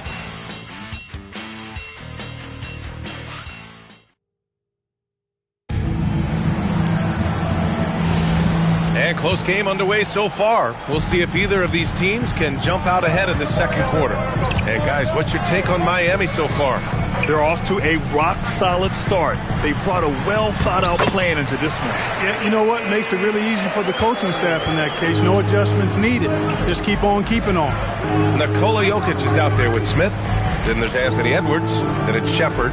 And it's Fox in at the 3, the small forward. That's the group in the game for the Heat.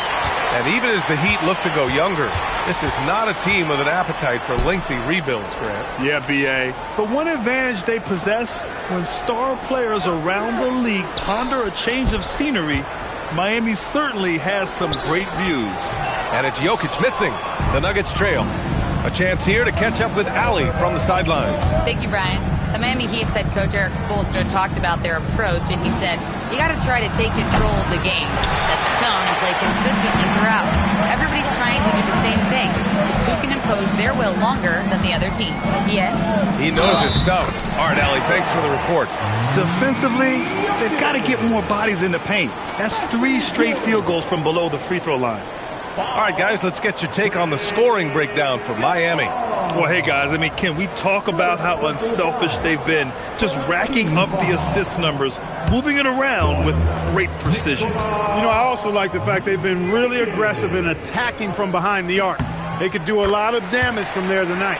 Well, Grant, as more and more teams look to get up and down, you think that lends itself to going deeper down the roster? Oh, definitely, B.A.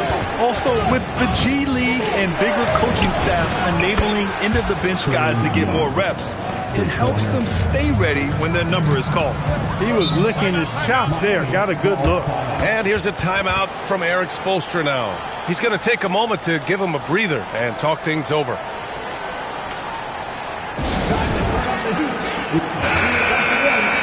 And a moment to check out the 2K leaderboard. Here were the best rebounders last season. Anthony Edwards on top. And this is someone who loves being aggressive on the glass.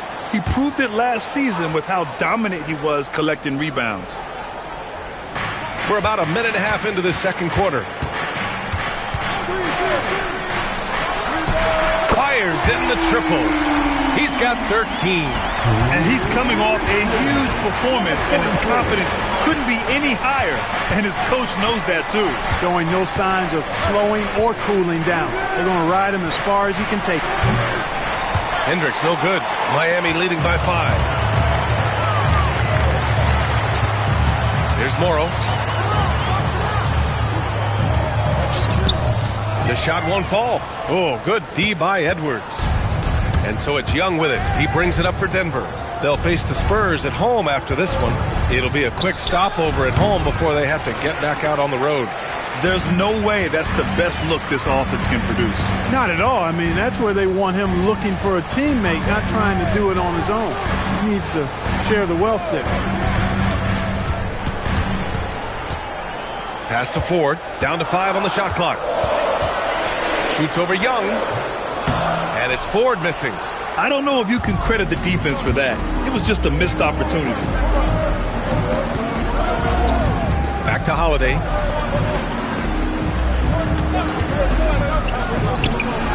And that's good for 2. Here's Ford. No points so far.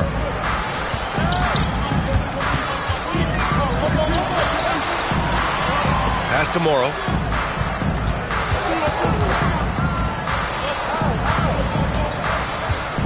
Shot clock at 5. Fires the 3. Hey, he's now 6 for 6. He is cooking right now. The assist numbers certainly stand out. They've really emphasized ball movement here today. Clearly just an example of a different mindset between these teams. So David Adelman's decided to call timeout here. He's going to talk it over with his guys.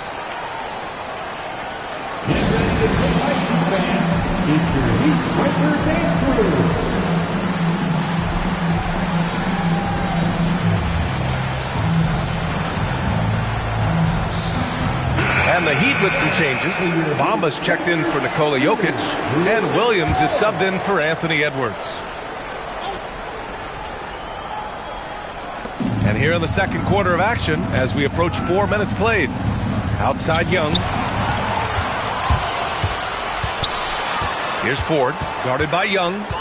Pass to Morrow, all alone. And it's Miami with another.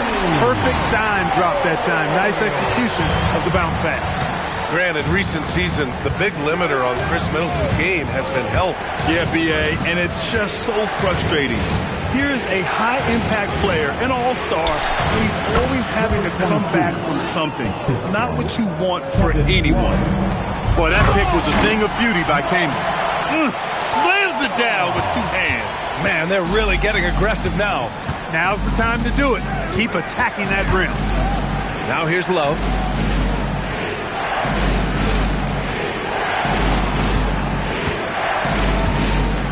Clock at 6.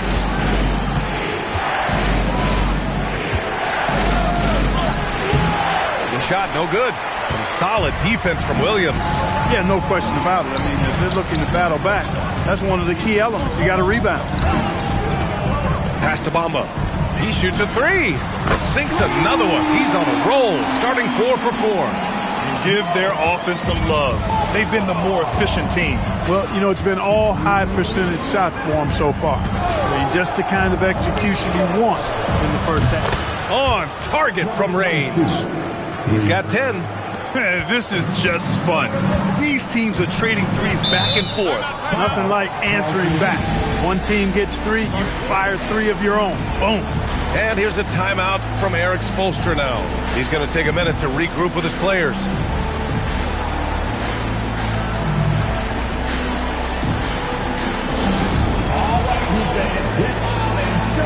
Holiday's checked in for the Nuggets. Number 3, Holiday.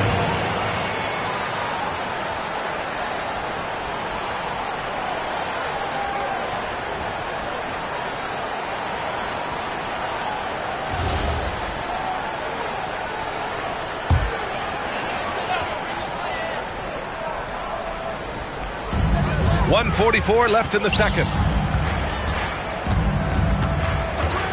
Here's Morrow. He's guarded by Bridges. Morrow, pass to Williams. 5 on the clock. Here's Ford. Love grabs the miss. Nuggets trail by 8. Holiday passes to Love. Releases. Out to Bridges. There's the triple. They get it again. Just a big play at this juncture of the game. Second chance points could be the key for them. Impressive effort right there. That's what they need to mount a comeback. Yeah, and if you look at it, had they been converting those second chances all along instead of waiting until now, who knows?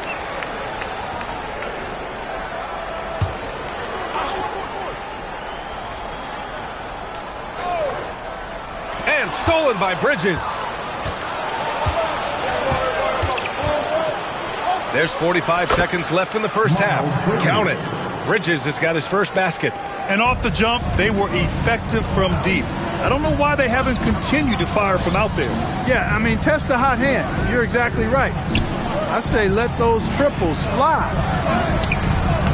Bamba misses. That's going up against a defense that knows your tendencies. Outside Holiday. Love up top.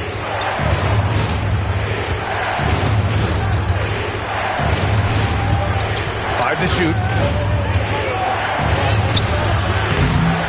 Out to Bridges. Takes a 3. Again, the miss by Bridges. Go the other way. Second team foul. Denver substitution. Number 30, Blue Edwards. And a pretty tightly contested game here as we end the first half. Heat out in front, up by 4. And Allie LaForce has something for us on the sidelines. Hey, Allie. Carl, you were able to build the lead, but what's the key to maintaining it? Allie, as always, thank you. We'll be right back to begin the third quarter right after this.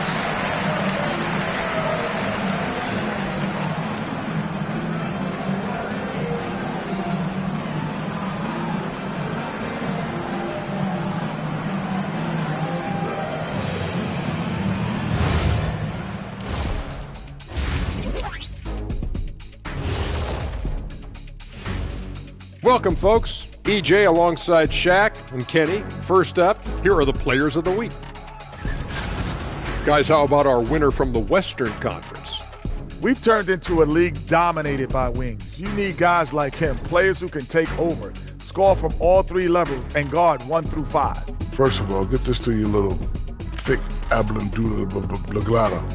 1 through 4, no small 4 could ever check me. You got it? You're right. You're right. Heading back to the Heat for a moment, they're right in the middle of a highly contested battle. They've been playing very unselfish. I'm telling you, these guys are feeding. Thanks, as always, for watching. Let's head back to Brian Anderson and crew for the start of the second half.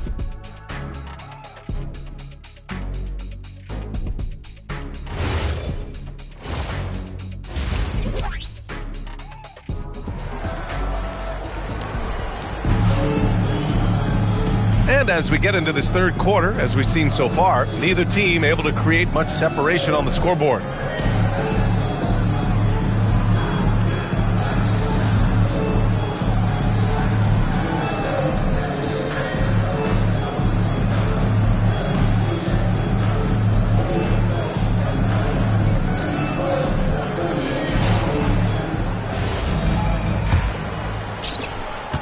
Miami leading by 4. On the court for Denver, Miles Bridges is out there with Trae Young. Then there's Kevin Love, and it's Kaman in at the pivot spot, manning the middle. And it's Ford missing. And here's Bridges. He'll bring it up for the Denver Nuggets. Outside Love.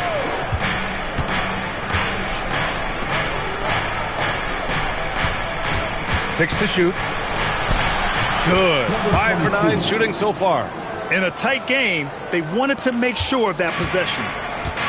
Miami's gone 6 of 9 from three-point range. From deep. Rebounded by Kaman. Kaman's got 5 rebounds tonight. Let's check in with our reporter, Allie LaForce. Thanks a lot, guys. Mikal Bridges is very comfortable with his mid-range and in-between game. He said when it comes to the basketball court, it's not just the rims and the threes. You have the rest of the court, too. Now, not everyone is effective with those middle distance shots, but Mikal always has been. Back to you guys. He could knock him down. Thanks a lot, Allie. Making sure of it with the two-hand slam, B.A. Yeah, I don't blame him. With the score this tight, you cannot take a chance here. I get the feeling, guys, that he may be sensing that this is a critical time in this game. Oh, got a piece of it. Here's Ford, guarded by Young. Williams up top. Pass to Bamba. Miami moving it around. Here's Morrow. He's got 5. Score that basket. His 8th out of 9 shots here today. The name of the game isn't scoring, it's scoring efficiency.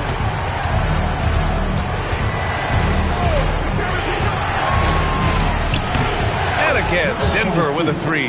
As the deep shots continue to fall, you can sense the frustration growing among these defenders. Yeah, and they either have been unwilling or unable to take that shot away. Shot is up. And again, it's Miami converting. Oh, nice feed. On time and on target. And David Adelman wants a timeout. He's going to gather the troops and talk it over. And something fans don't always get to see, some of the closely guarded secrets that happen in that huddle. Yeah, typically there's some type of adjustment made out of a timeout. It might be major, or it could be just a slight tweak.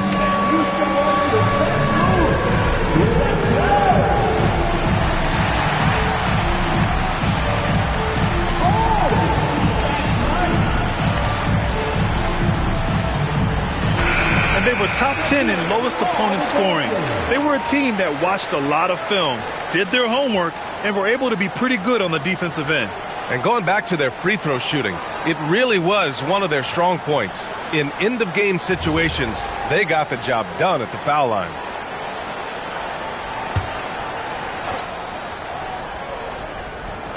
A touch over 2.5 minutes of basketball played here in the third quarter.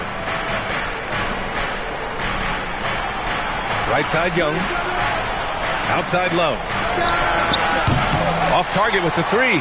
Their first missed after hitting 3 straight shots, but I like their aggressiveness coming out of the half. Pass to Ford. Here's Morrow.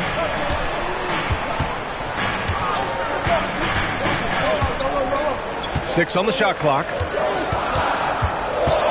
Miami needs to get off a shot here. The rebound by Bridges. Soft defense in that mid-range area, but they got away with it this time. Outside Love. Fires for three. That one's good, and it's Young with the assist. Young's got his 4th assist with that last one. We've seen 5 lead changes so far. Neither team able to pull away. Yeah, this game just feels like it's going to come down to the wire. And here's a timeout from Eric Spoelstra now. We might see him looking to make some tweaks to the strategy.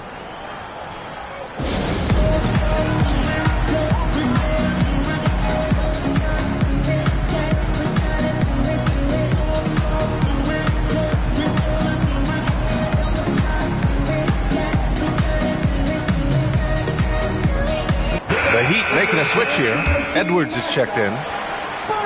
Let's take this time to see the teams who were picking the most pockets over the past month.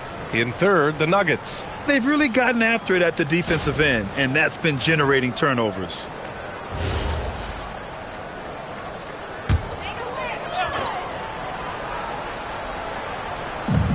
Second half here, and we're just over 3.5 minutes into it. Williams finds Edwards. Back to Williams.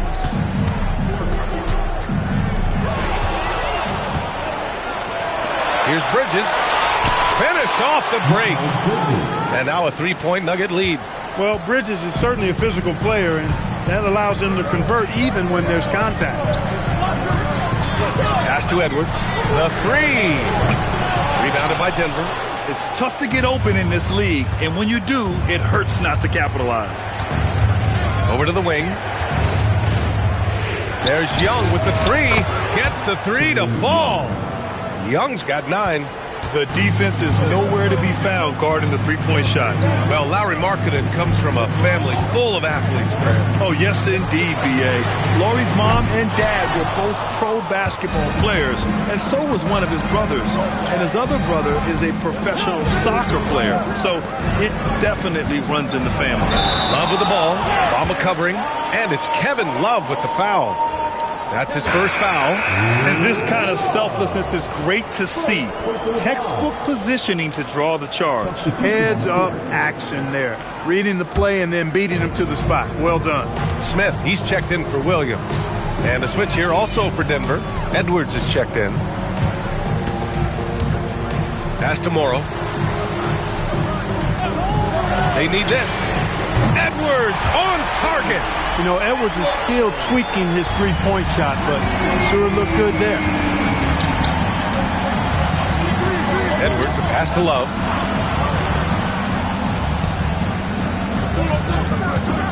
Unloads. Out to Bridges. From the arc. Smith with the rebound. Heat trail by 3. Edwards with it, and Bridges picks him up defensively. Edwards against Bridges.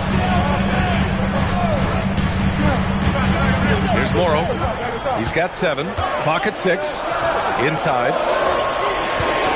Here's Bamba. Denver grabs the miss. Kamen's got his 8th rebound here tonight. Pass to Edwards. Outside Love. Uncovered. Good. The assist goes to Edwards. Love's got 8 points in the quarter. Gotta fight harder to get over those screens. Well, I'm going to credit the screen. I mean, that's a good, strong pick he lays there. Not the tallest center in the league. He more than makes up for it with those crazy hops. Bamba against Love. Bucket again. 7 for 12 and going at the defense. They are winning this game largely because of his effort. Bamba, the screen on Edwards. Here's Morrow.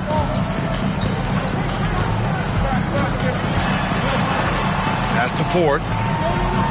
Bamba, the screen on Edwards. To the inside from 8 feet away. Rebounded by Kaman. Edwards with it. Let's go with a 3. Nails it from beyond the arc. Their strategy has been pretty simple here in the second half. Attack from 3-point range. Certainly. I mean, they saw a weakness in the perimeter defense and took advantage of it. Denver shooting their 2nd attempt at the line tonight. Here's Fox. Oh, he got it up in time, but it wouldn't fall for him. And so it's the Denver Nuggets finishing the quarter with an 8-point lead. They've been very effective from the 3-point line. That's the key for them so far. Back after this. And it's time now to bring you our State Farm assist to the game. And he definitely deserves the award. Reading the defense like a point guard. Terrific versatility coming from a big man. Not something that the majority of big guys possess. With 3 quarters behind us, let's see what this 4th period holds in store. Shepard is out there with Edwards. Then there's Nikola Jokic, and it's Fox in at the 3. That's the group on the floor for Miami. And stolen by Edwards. On the wing, Holiday.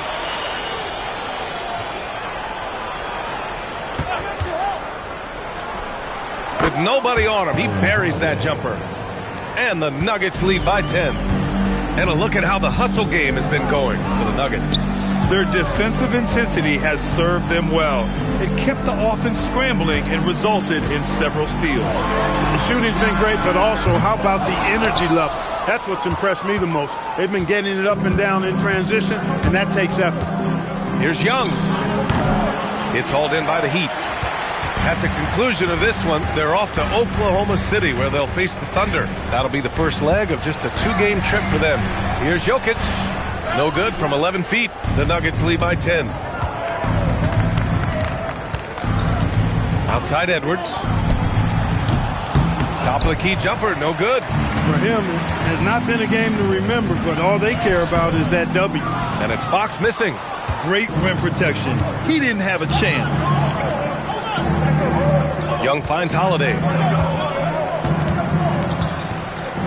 Here's Hendricks. Lets a 3 fly. Connects from downtown. Woo! That man is laser focused. Now, that's bad defense for a team that has a long way to go to catch up. They look pretty demoralized to me, and that always shows through at the defensive end first. Such a wide open look. 22 points for him. He's bringing a lot of energy to this offense, not letting the scoreboard discourage him right now. Well, I tell you what, the hole would be a lot deeper if he wasn't being as efficient as he's been so far. And we've got a timeout from David Adelman. He clearly wants to talk it over and make sure everyone is focused. Williams is checked in for Fox. And let's swing it over to the sideline and hear from Allie. I was able to listen in on what Denver's coach was going over with his team. And despite the lead, they are still coaching this team hard. In the huddle, they told their guys to stay alert. Do not give them anything easy. They want to protect this late lead, guys. Thanks for that, Allie. And here's Bridges.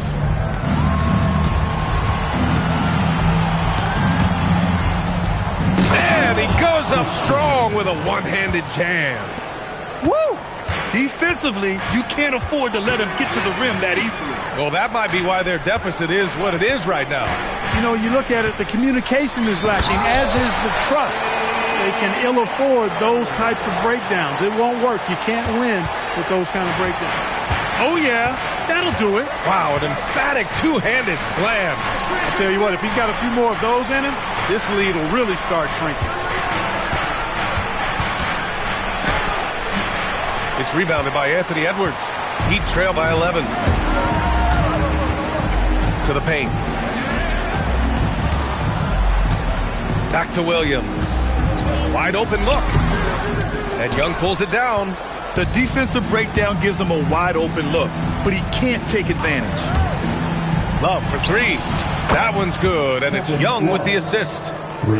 Young's got 5 assists in the game. Nice setup. Excellent team basketball. Outside, Williams. Covered by Love. Jokic the screen. And they waste no time getting those 3 points back. They've struggled, but hey, you cannot lay it at his feet. Offensively, he's getting it done. Love for three. Rebound Miami.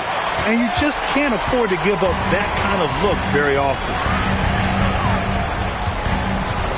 And there's the call. It's going to be an illegal screen. The screener was leaning a bit right there. His feet may not have been planted. Pretty obvious call by the officials. Yeah, I agree. You know, sometimes that can be a tough call for the refs to make, but not that time. It was easy there. The Nuggets lead by 11.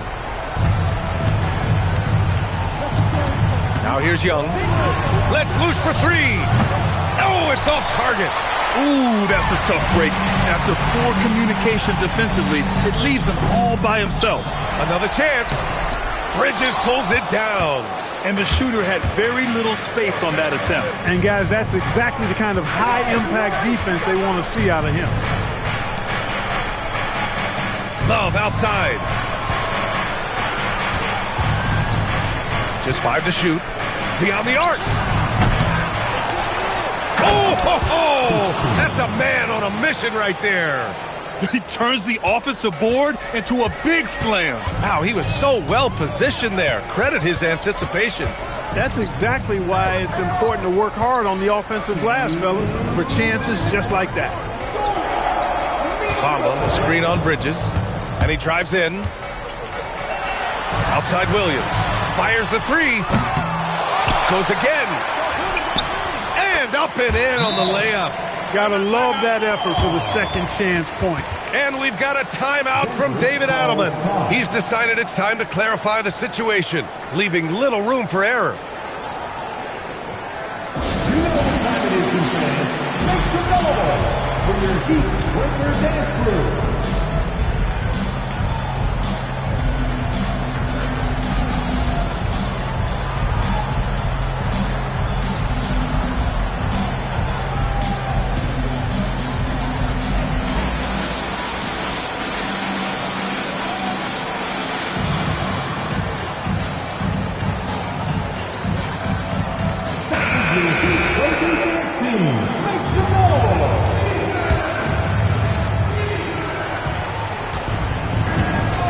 Now Young, outside Bridges, takes a three. That's off.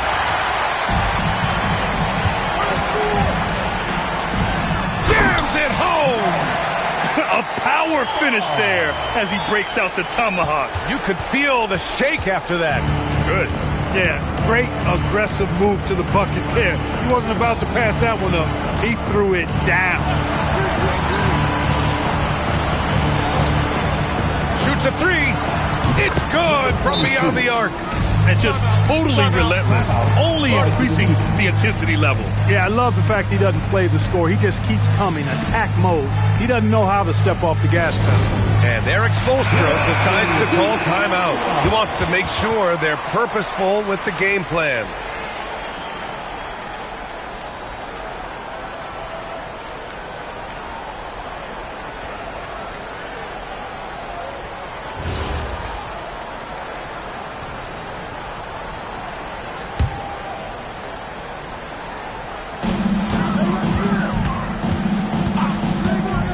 1:10 left to play in the fourth. Bamba, a screen on Love. The steal. Barring a miracle comeback, this one is wrapped up. They were able to control the tempo and flow of the game, and it will end in a victory for the Nuggets. I was really impressed with their attitude today, Graham. Competitive game, they battled through every step of the way.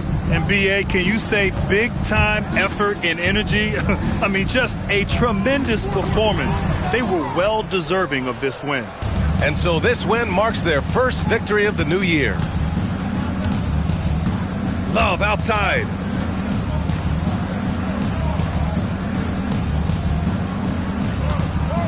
Tries it from 16. Ooh, he needed it, and he got it. This is what winning is all about. Playing your best when it matters most. Yeah, you know, once they got victory in their view, a huge injection of energy and a great run to finish it off.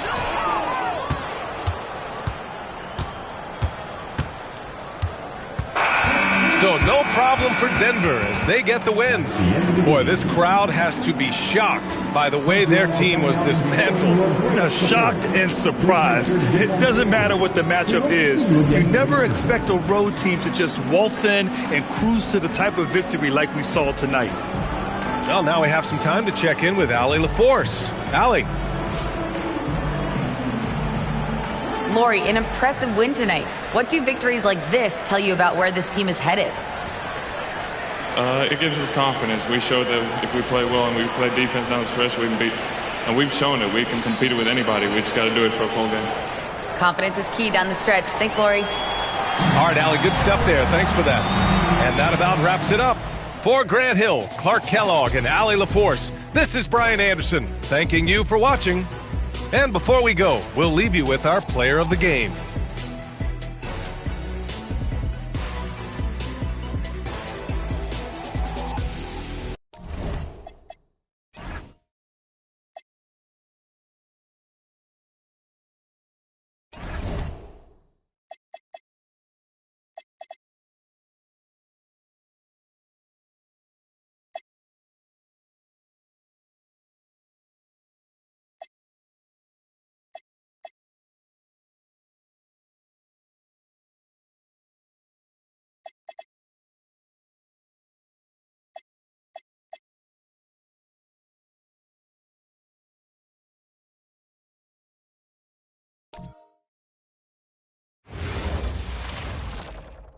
And the players going through their game preparation. Thanks for joining our Tuesday night broadcast of the NBA on 2K Sports. I'm Kevin Harlan, joined by Greg Anthony and Stan Van Gundy. And we've got Allie LaForce reporting from the sideline. And the starting lineup for the Timberwolves. D-Wade out there with Peyton. Then it's Aaron Gordon. Then there's Nene. Thompson outside. And the three off target. And it's Gordon with the ball. He brings it up for Minnesota. Nene scanning the floor. In the corner, it's Gordon. Gets the three-pointer to fall. Gordon's got the first 3 points tonight for the Timberwolves. And good depth for the Timberwolves. It can be challenging sometimes, Stan, choosing who plays and who sits. Well, Kevin, that's the kind of problem you want as a coach. But they've traded away a lot of draft capital to assemble this roster. Now it's about paying them to keep them together. Now, here's Wade. They really needed more from him in that loss to New York. Misses the baby hook. Here in the first, a little over a minute played so far. That's in, and he found his range with that one. Now 1 for 2. One thing I really like about Asar Thompson, he's a team-first guy, always willing to make the extra pass. Wade misses. And I think that one could have easily have fallen for him. It's Thompson off the drive. Yep, that one goes in there. Yeah, and right when you thought that shot was leaving his hands, he reinvents it. Outside, Peyton. The shot by Wade, wide open. He's now 1 for 2 with that bucket. And love the rise and fire approach from Wade, giving the D no time to react. Brandon, the pass to Bridges. Here's Brandon. Defended by Payton. And that one's good, Brandon. And their post play has been really solid right off the bat. Payton looking it over. And they call an illegal screen here. Beyond the leaning, you could see his feet more set on that screen. Easy call. Look, you can get away with a lot in terms of screens today. But you can't make it that obvious. Minnesota comes into this one following a loss to the Knicks in New York. Just over 2.5 minutes played here so far in the first quarter. Just setting the tone with an aggressive move to the rack. And where's the help defensively? Well, when you are the aggressor this early, it is intimidating. It's tipped, and he's able to get it back. Back to Gordon. Just 5 to shoot. No good with the triple. Bucks leading by 3. We're now joined by our sideline reporter, Allie LaForce. Allie, it's all yours. Well, I had a chance to talk with head coach Doc Rivers. The conversation quickly turned to Shai Gilgeous-Alexander, who coach called a problem. He's fast, he's strong, he's smart with the ball, coach said, so our defense is going to be working overtime to keep up with him, but we will keep up with him. Coach thinks his guys are up for the challenge tonight. Back to you. All right, Allie, thank you so much for that. We have the first leg of the NBA season, Greg, now behind us. The standings starting to come into shape. Yeah, right now is when you can make sense of wins and losses. Who you play matters so much early on, but things have started here to balance out. Now Thompson, after the missed 3 from Elfrid Payton. Diaw with the screen on Payton. Back to Thompson, takes the 3. Minnesota with the rebound. A tough loss coming against New York in their last game played. And that was a game to forget. You'd like to find some teachable moments, but I think they'd like to just turn the page and move forward. Well, everyone has off nights. They just need to make sure that they bounce back strong. Milwaukee with the ball. After Dwayne Wade hitting the 3. Thompson misses. Well, he certainly had trouble finding the mark this quarter. Wade dishes to Payton. Back to Wade. The 3. That's good. And it's Payton with the assist. Payton's got 3 assists tonight. Here's Brandon. 9 points last game.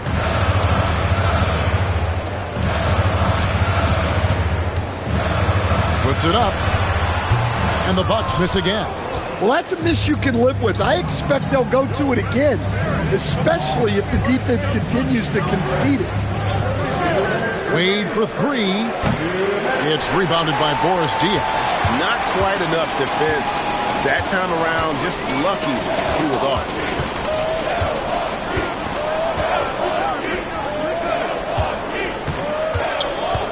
Guarded by Nene. Pass to Bridges. And stolen by Payton. Here's Wade. And he lays it straight in. Wade's got 10 points. And it just seems that every pass they make is leading to a score. Just a great ball movement. You know, Greg, being a two-way player got Jeremy Grant into the NBA. But now he's grown even more. Yeah, early on in his career, he's often the primary defender on the lead scorers. Then he added scoring to his game in Detroit, becoming an effective two-way player.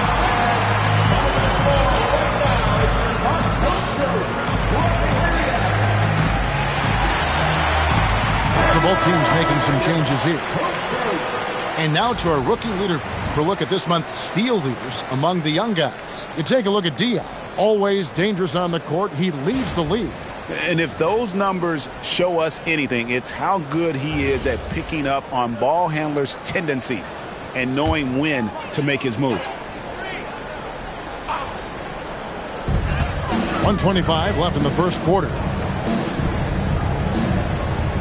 It's stolen by Wade. Plays it in off the breakaway. He's got 12.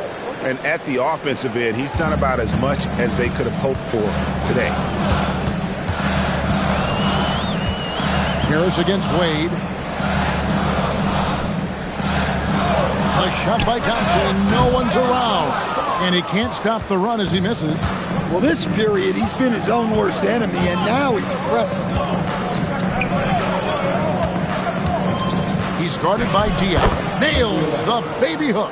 Yeah, that was the third straight high percentage look the defense has allowed. The defenders have got to start putting bodies on bodies. Now, here's Chalmers. Lets it go with a three. No good there. And they had some botched coverage that turned into no coverage.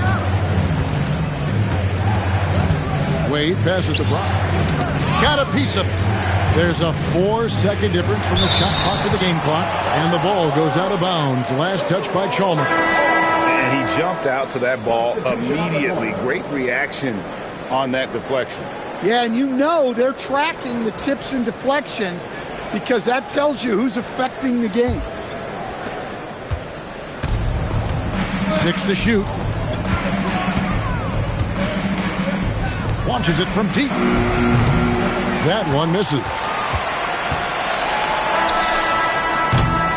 And we reach the end of the first quarter. Minnesota on top. They lead by 9. And we'll get going after this from Milwaukee.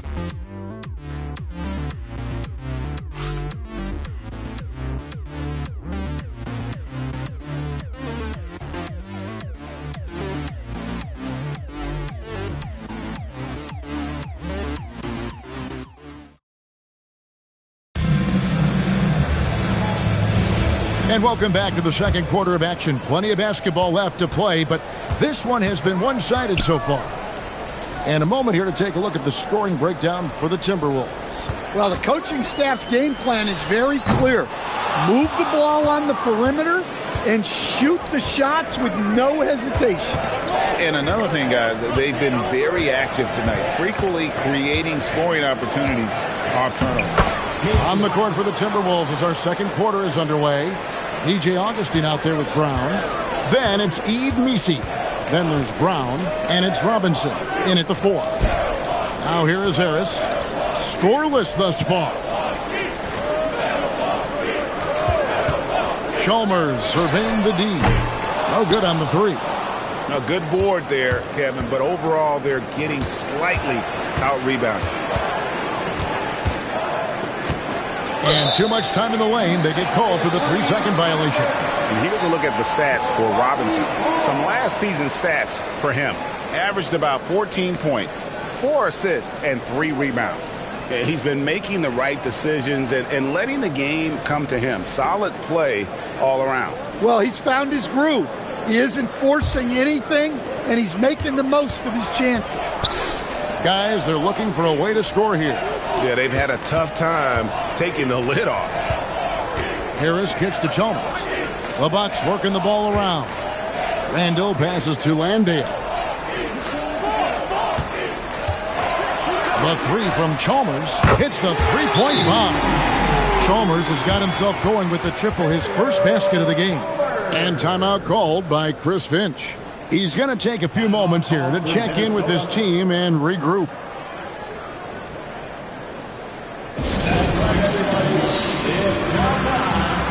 Some changes for Minnesota. Aaron Gordon, he's checking in for Eve Messi. Wade comes in for Brown. And it's Peyton in for Augustine. Greg, over the last 9 seasons, the Bucks with the second most wins in the regular season. I mean, a dominant run to be sure. Not to mention the franchise's second ever title back in 21. Those are things you can never take away. And the Bucks with possession here after Dwayne Wade's three-pointer that didn't go. To the paint. Lays it up and in off the pretty assist. He's got 6. That's just a great pass. Excellent vision to see the open spot in the defense and lead him to the score. Takes a 3. The Timberwolves again can't hit. Well, so far, he hasn't had the same luck from deep in this quarter. Right now, let's take a moment here to catch up with Allie LaForce on the sideline. Thanks a lot, Kevin. Tyrese Maxey, a late first-round pick back in 2020, but he's become an all-star. He said, quote, "I've always had that chip with me from day one. I had to earn everything I got from a basketball perspective and make a name for myself. I try hard to foresee and envision this." Back to you. The drive for greatness, something to watch. All right, Allie, we appreciate the report. And we've seen Gordon in the dunk contest before. He enjoys showing off when given the chance. Here's Randall. The shot, no good. Some solid defense from Brown. Now here's Payton. He has yet to score. Gordon a screen. Payton passes to Gordon. Robinson kicks to Gordon. From deep. That doesn't go either for Gordon. Yeah, he hasn't had the best night from the field, but his teammates have had his back. Inside. And the call on the shot that sends him to the line. Every coach has their own philosophy, but Stan, you were telling me that it might not always align with their team style of play. Yeah, look, Kevin, I think there's a difference between philosophy and style of play. And I think what you have to understand, philosophy are those immutable things that you think will win games regardless of the style. So that'll never change. But your style has to be fitted to your personnel.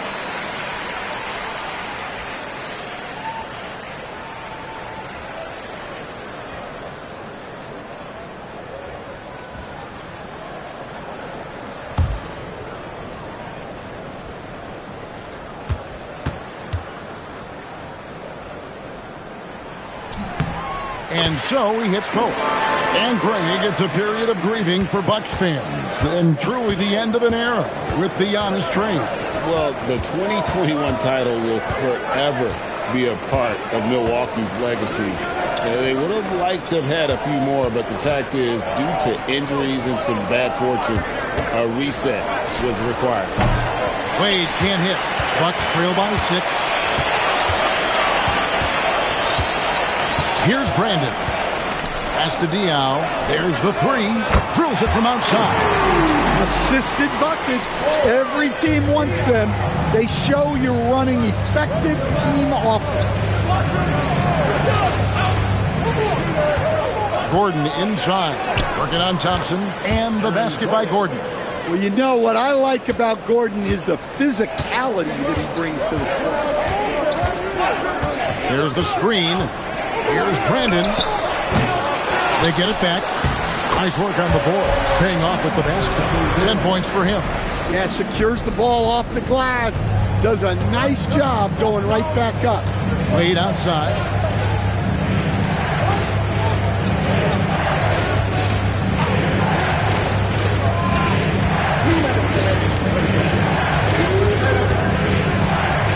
Minnesota needs to get off a shot here. Payton can't get it to go. Bucks trail by 3. Bridges passes to Brandon. Thompson outside. Fires from deep. The rebound by the Timberwolves. Well, you can't question his confidence from out there, but it's not falling. Maybe time for a different approach. And timeout called by Chris Finch. He's going to take this chance to talk to his guys. And Greg, when you're dealing with this Timberwolves team fairly deep with size up front, that can wear you down over the course of a game, and especially in a playoff series, a real strength of this team.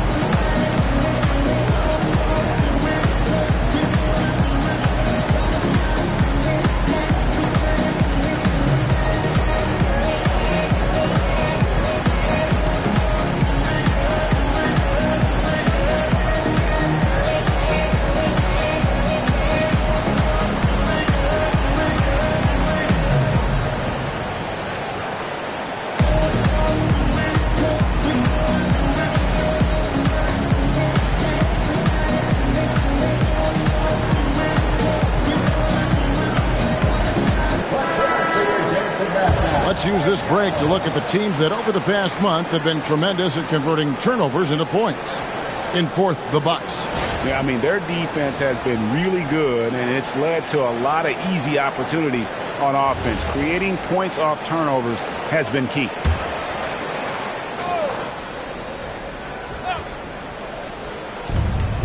.133 left in the second quarter. Back to Payton. Three-pointer, Wade. Bridges with some nice defense. On offense, here are the Bucks. They're on a 12-4 run right now. Puts it up from 12. And no good. Trying to use the glass. And it's Gordon with the ball. He brings it up for the Timberwolves. 3-point lead. Next up on the schedule, the Grizzlies. That'll be a home game. That'll be the first of 2 straight at home. You got to be excited about this kid's future. Wade has the potential to be a superstar for a long time. Now, here's Bridges. Nothing on the board.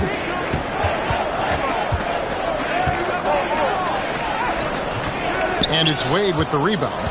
Timberwolves leading by 5. Outside, Payton. Gordon with the screen for Payton. Back to Wade. Fires for 3. Another miss by Wade. Yeah, and that three-point shot, it really has looked awful here in the second quarter.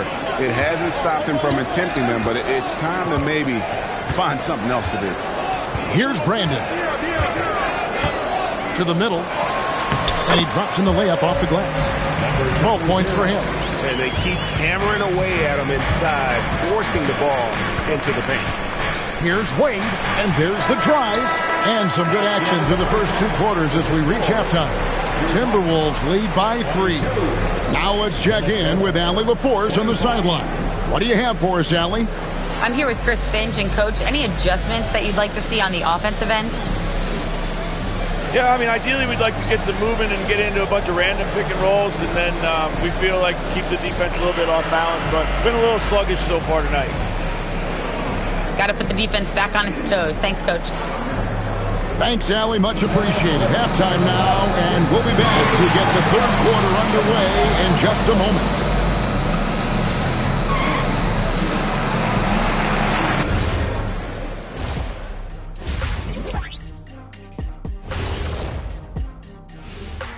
Thanks for tuning in. Did you miss us?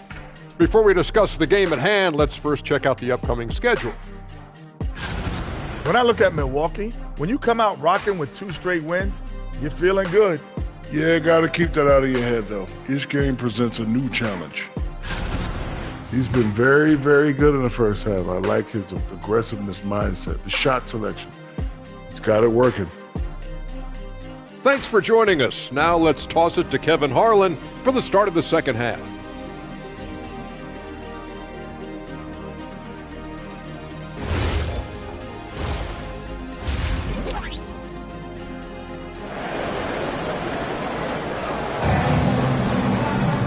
We've got second half action for you, and if the next couple quarters are similar to the first, this one could go down to the last possession. Dwayne Wade really has his fingerprints all over this one. Well, he left his mark on that first half with his quick hands. Great sense of timing to pile up the steals. And because of that, I expect to see a huge emphasis on ball control moving forward.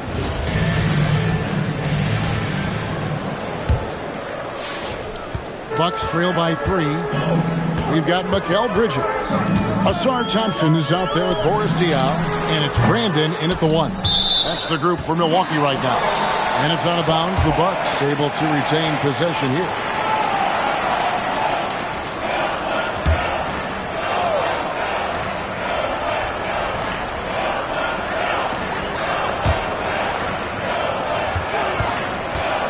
Pass to Thompson. Down to 5 on the shot clock for the tie. You know what? He's just stone cold right now. Really not sure if he's their best option offensively as they try to get back in this game. Payton dishes to Wade. Nene with the screen on Bridges. Wade kicks to Gordon. Here's Nene, and Nene with the stuff. Super work on the boards. Boy, they really want to put their foot down on him now. Yeah, and once you got him on the ropes, Greg, just keep swinging away. Yeah, this is the spot where coaches want you to be relentless. Don't even give them a glimpse of it. Misses the baby hook. They have yet to hit a shot. A real slow start here in the second half. Wade outside.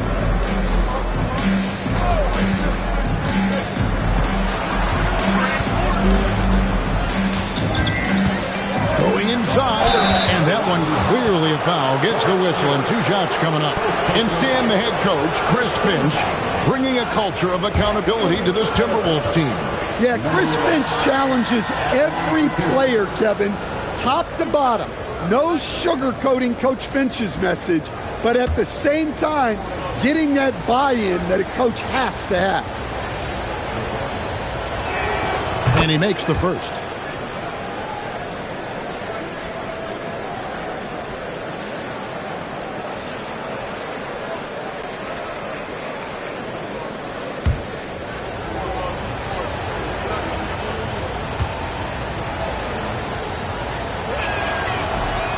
No good on the second, so he hits 1 of 2.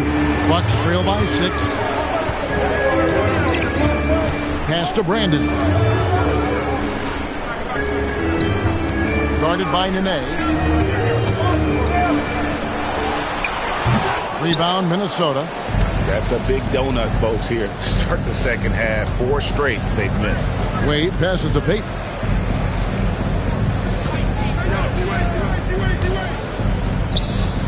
Shot by Gordon, wide open. No good from outside. Milwaukee's gone 0-2 from deep to start things here in the second half. Here's Brandon. Thompson looking for an opening. And again, the Bucks miss. Oof, ugly start to the second half. They're still scoreless in their first 5 attempts. Back to Wade.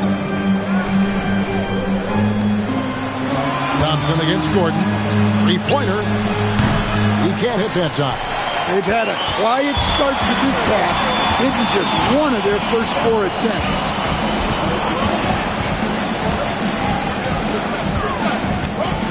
To end the cold streak. That won't go. He's failed to score in 6 of his 11 tries from the field. Wade finds Payton. Nene outside.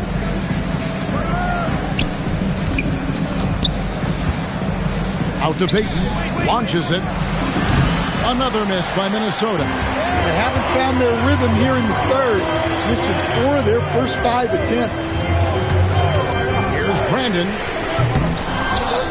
And it's out of bounds. Last touch by Gordon. And checking out some numbers for Diaw. He had a strong showing last season. He averaged about 17 points a game last year. 3 assists and 3 rebounds. To have a scorer like him consistently deliver you points makes such a big difference for a team. Yeah, he gives you something to build around night after night. Reliability is huge in this league. And timeout called by Doc Rivers. Looking for a breather and maybe adjusting a thing or two. Little under 2.5 minutes off the clock now here in the third.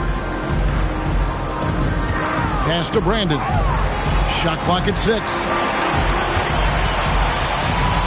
Over Payton. Milwaukee, no good that time either. Minnesota leading by 6. You know, Wiggins affects the game, Coach, in a number of ways. And let's begin by talking about his defense. Great place to start with Wiggins, Kevin, because I think that's the strength of his game. He is long. He can really move his feet. He's got great discipline and focus. And the biggest thing you can have in any defender, he's got great wants to. This guy wants to go out and make it tough on the best players in the game. Timberwolves have gone only 1 of 6 from the field in the third quarter. Not how they pictured the half starter. The D just kind of stepping aside and letting him get to the rim. There's a reason, GA, the lead is what it is right now. Now that's too easy. As he says, let me add to my highlight reel. To end the drought, it's blocked. And it's Wade with the ball for Minnesota. They haven't given up any points here in the second half. That's in, coming off an assist from Payton. Payton's got 6 assists in the game. How many times have we seen a possession like that from them today? Ending with a basket, coming off a pretty pass. Bridges against Wade. Bridges dishes to Diaw. Brandon the pass to Bridges. Milwaukee needs to get off a shot here. Thompson for the triple. Milwaukee, no good that time either. And here are the Timberwolves. Good momentum, 8 straight points. Pass to Wade. 1:29 left to play here in the third. Oh, tough finish from Wade. Yeah, the defense challenges Wade, but looks like the rookie is ready to get physical if he has to. And so now a timeout called by Doc Rivers. He made the decision to huddle up with his guys and talk about strategy.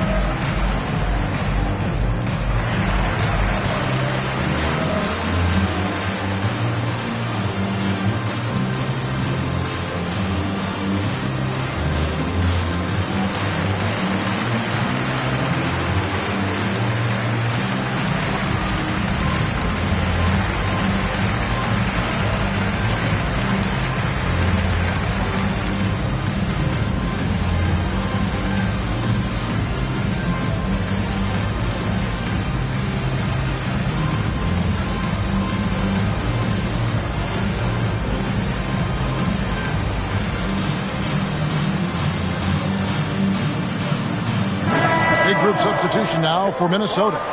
Mitchell Robinson's checked in for Nene. Brown comes in for Aaron Gordon. Bruce Brown, he's checked in for Dwayne Wade. And DJ Augustine subbed in for Elfrid Payton.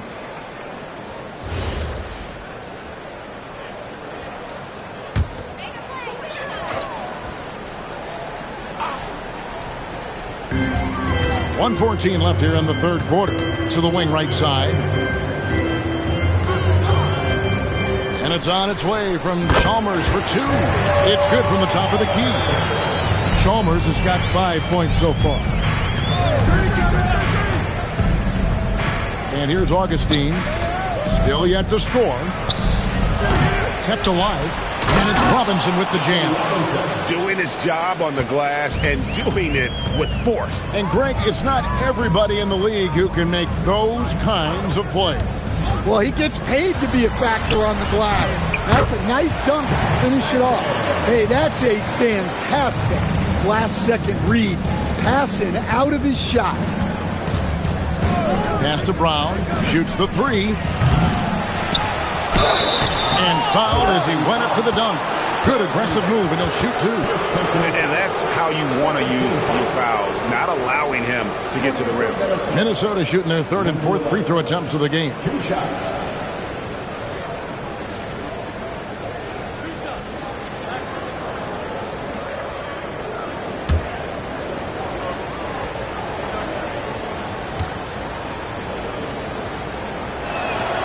The first one falls. And the Timberwolves making a change here. Wade's checked in.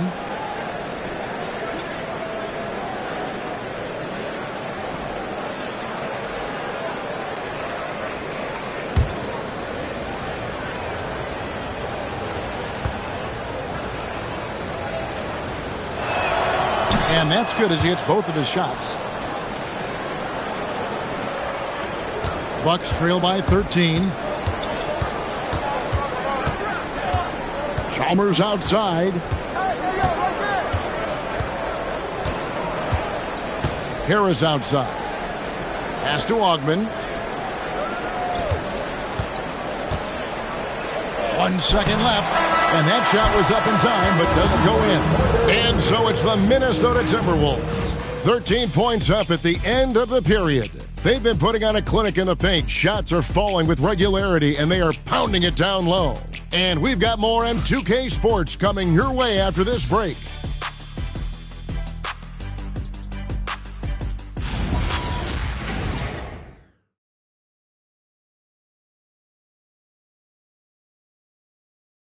And how about a look now at our assist of the game? Brought to you by State Farm. And the definition of teamwork right there, guys. I mean, what great communication between them, and what a beautiful feat. Well, it's one of the core parts of the game. Reading the defense and creating an easy bucket for your teammate. That is pretty. And there have been two very different performances from these teams today as we get going in quarter number 4. So on the floor for Minnesota, Yves Missi is out there with Mitchell Robinson. Then there's Dwayne Wade. Then there's DJ Augustine. And it's Brown in at the 3 spot. Bucks trail by 13. Harris outside. Bucks passing it around. Count the bucket coming off a perfectly placed assist. And that solid play in the paint continues here, guys. Three-pointer Augustine. Unable to get that one. And it's Chalmers with the ball. He'll bring it up for Milwaukee. Down low. Good on the shot, and that shaves the lead to single digits. Well, sometimes you need more than just your stars, though. They've got to run something to get the other guys good looks. And Augustine kicks to Brown. Fires the 3. Traps in the tray. Brown's got his first bucket of the game, and he's on the board for 3. Well, when you give him room like that, just expect it to go in. And that's a little lack of fight at the defensive end. Absolutely. At least on that slam, you're right. That's one way to let a team back in the game. Yeah, but also credit the offense there. That's making a play when you really need it, and they need more of it. Three-pointer Augustine. That shot misses. Even though it hasn't been his best game, they're still up, and that's what's important. Harris misses. It's a +5 advantage for them in rebounding after that one. Brown the pass to Augustine. Wade outside. Fires the 3. D-Wade hits from deep. And we haven't seen much of this from the rookie. I guess Wade just had the focus that time. Oh, that's a major league throwdown. Keeps a tight grip on that rim, too, after the finish. And so Chris Finch calls for the timeout. Wants to make sure everybody's coordinated and intent.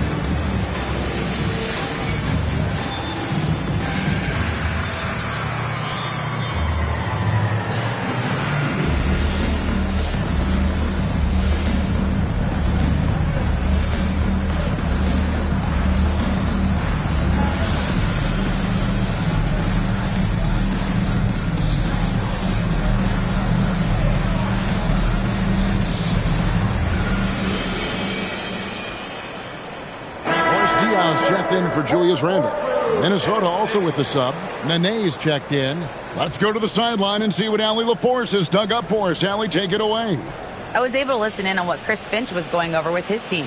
And they told the team, let's keep doing what we're doing. We're up. Do not forget that. They told their team to just relax, to have fun, and to finish this one out. We'll see if they do, guys. Thank you once again, Allie. There's the pick. Back to Augustine. There's Brown with the 3. Rebounded by Chalmers. Bucks trail by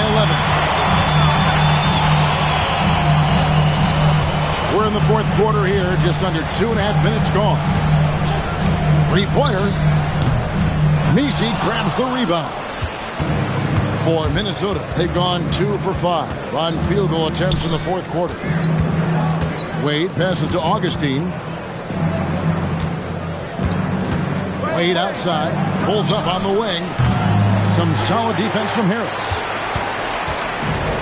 For Milwaukee, they've gotten 4 of their 6 shots to fall so far here in the fourth. A pretty nice efficiency there. Pass to Diaw, lets it go from deep. Can't hit that one. Some solid defense there by Nene. Brown the pass to Nene. The shot's good. Brown making the play. Nene's got the lead up to 13 now for the Timberwolves. They've been struggling here on offense. Yeah, a bit of a dry spell for sure. Harris inside the line. Here's Augman. Count it. Good. Augman's got his first basket of the night.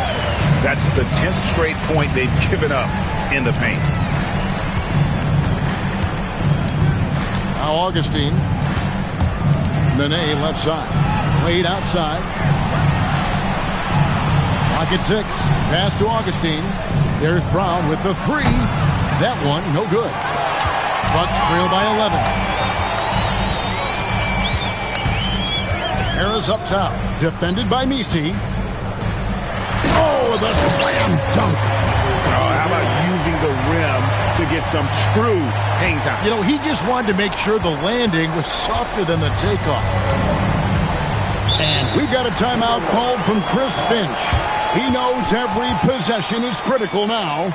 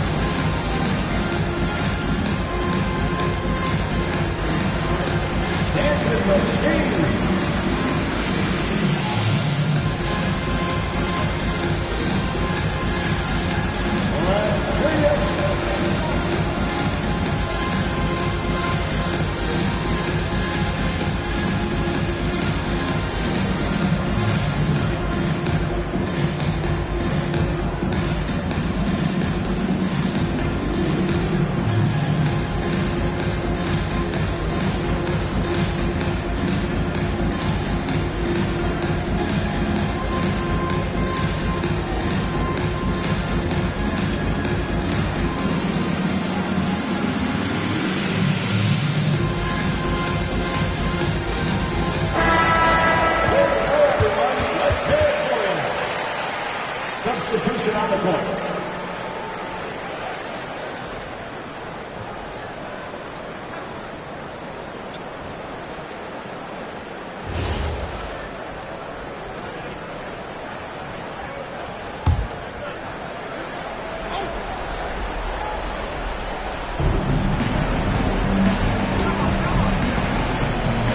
Al Gordon. Wade, right side.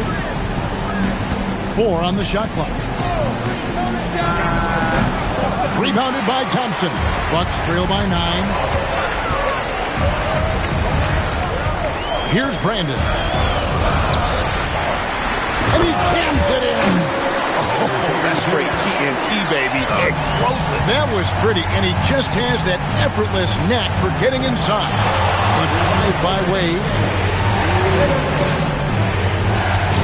Nene against Diao.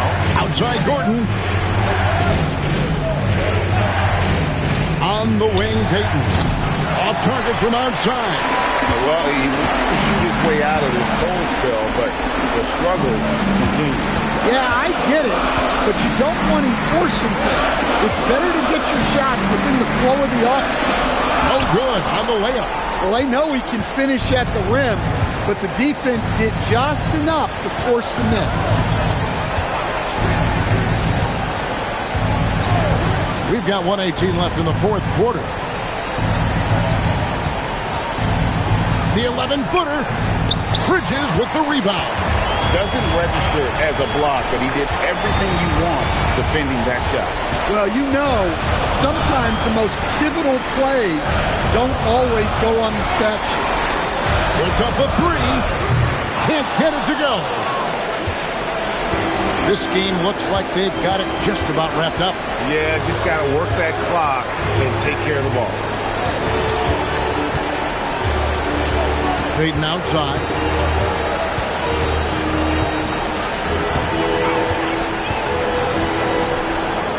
Nene down low. He's guarded by Diao. Nice use of the glass on the finish. Now how about how he sets his man up there, runs him right into the screen, and then gets the basket.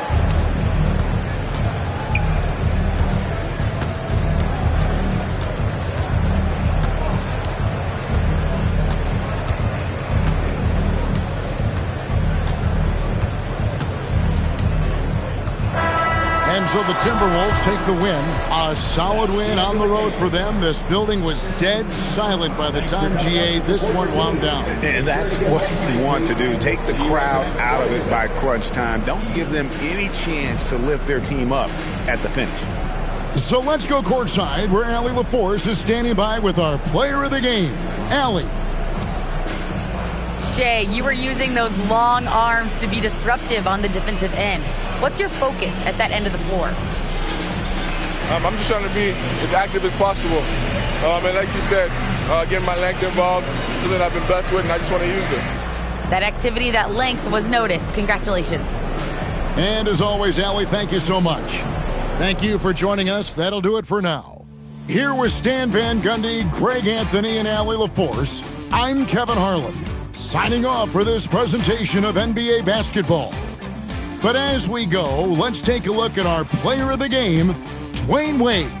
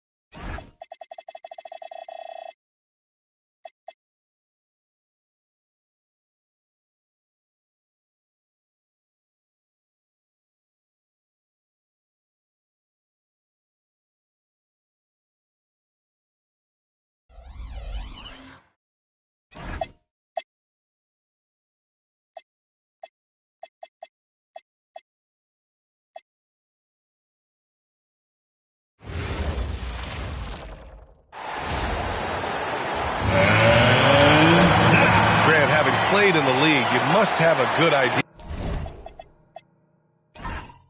of how these guys are feeling this deep into the year. No, B.A., it's hard to describe.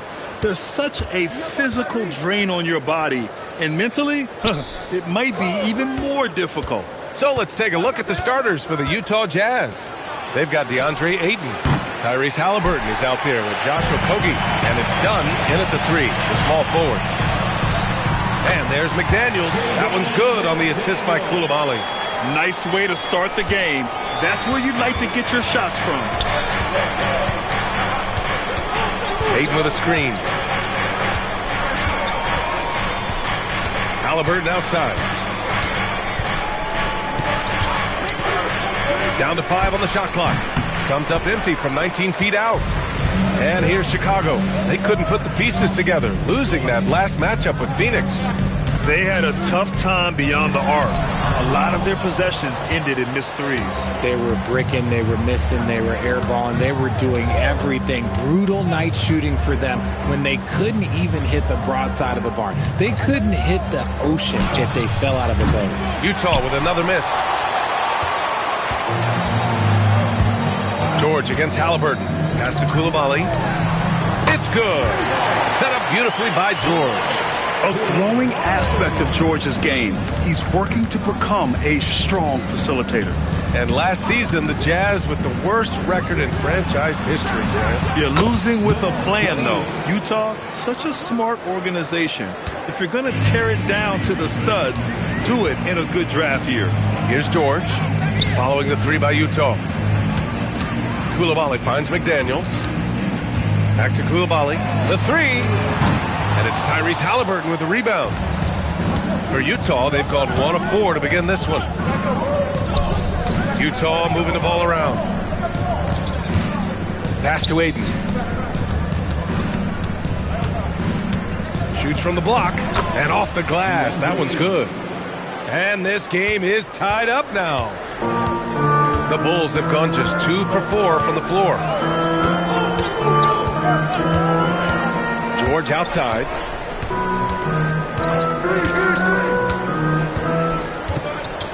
Back to Daniels for 3. And that one makes him 2 for 2. He's in his rhythm. Yeah, every coach wants assisted buckets. Guys like George, they move the ball. McDaniels covering. Ayton, a screen on McDaniels. Down low.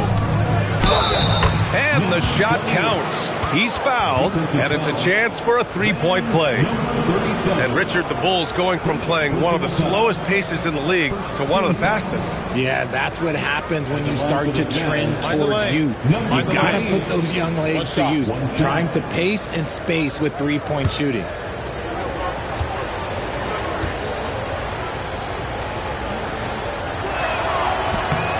Richard, it's been a dry spell for the Bulls for a few seasons now. How do they reverse that? Well, it starts with strong drafts. They haven't had a top 10 pick since 2020, and it's made it hard for them to land some of these bigger prospects and grow from within.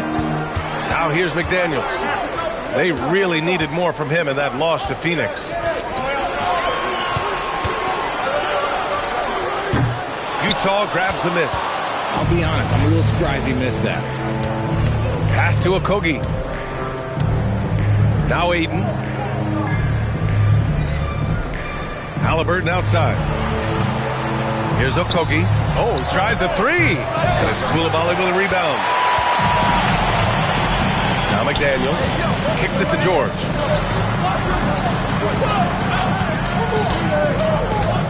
Back to Daniels. George outside. Fires from deep. McDaniels can't hit. Utah's gone 1 of 4 from deep. From behind the arc. Nails it from 3. 9 points in the game. Bulls trail by 3.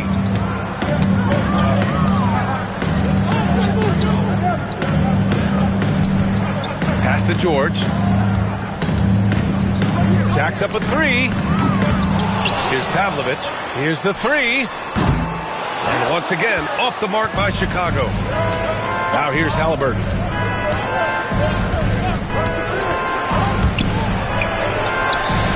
Another three for Utah.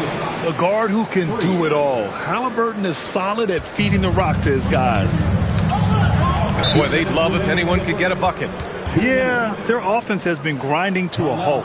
And so Billy Donovan calls timeout. A moment to rest and confer on the game plan.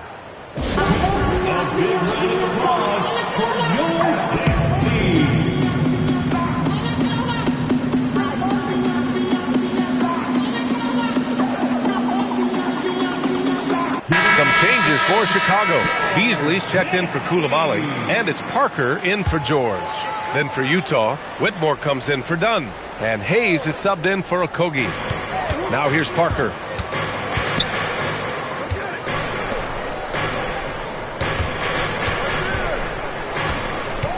.152 left to play in the first. Just 5 on the clock. Pass to McDaniels. To win the drought. Rebound, Utah. They're moving on after the tough loss they took at the hands of the Warriors. Yeah, they made a lot of plays, and they were in it until the end. Just couldn't do enough to get the win. And that is why coaches preach about the details. The margins in this league are razor thin. Now here's Parker. Outside McDaniels. Going all the way to the rack. The finish! And he hammers it home to polish off the break. When you get a chance to run the floor like that, you have to capitalize. Great hustle on that play. And that's how you lead a team. Literally. Halliburton with the ball. Still no points. No good. And that's when they say you can't teach tall. This is where size helps you. Owning those rebounds on the defensive end. Pounding it inside early and often, setting a physical tone. Parker against Hayes. 32 seconds left in the first. Here's Whitmore outside. Down it goes, and a great assist by Halliburton. Halliburton's got 4 assists in the game. Great dime by Halliburton. Remember, he's led the league in assists. Parker, no good. Utah leading by 7. Outside Whitmore.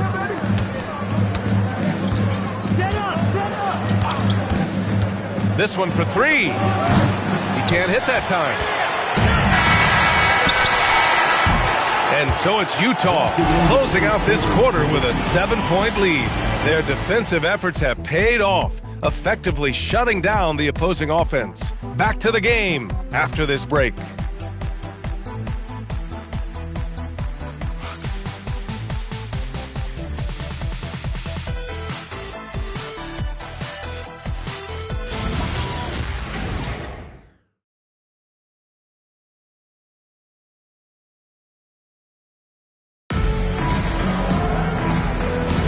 And thanks again for tuning in. If you're just joining us, we played through 1 quarter of action so far.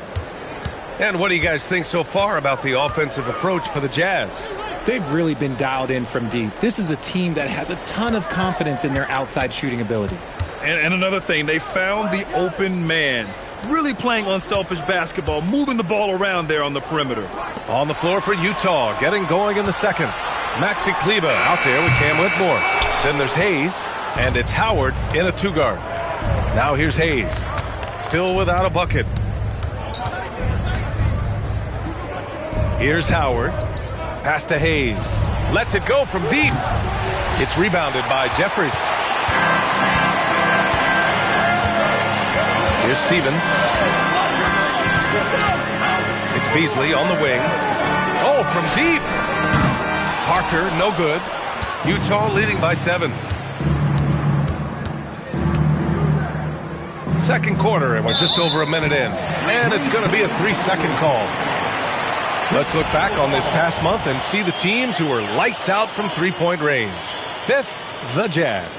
It's one thing to take a lot of threes. It's another to take good ones, and they do. And they have some great shooters. They're searching for a way to score. Yeah, buckets have been very tough to come by.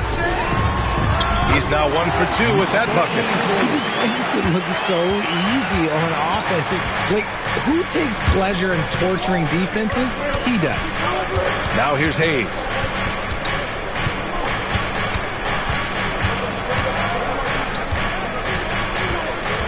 6 to shoot. Here's Whitmore outside. It's rebounded by Jeffries. Bulls trail by 5. Parker outside.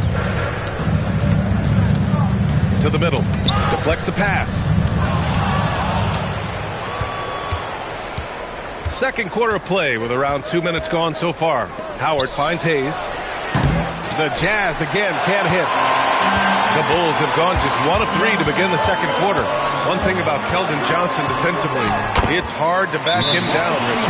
Yeah, he won't block a ton of shots, but he anchors really well against bigger players. That's why teams would rather attack him in space. And so Will Hardy calls the timeout. He's going to gather the troops and talk it over.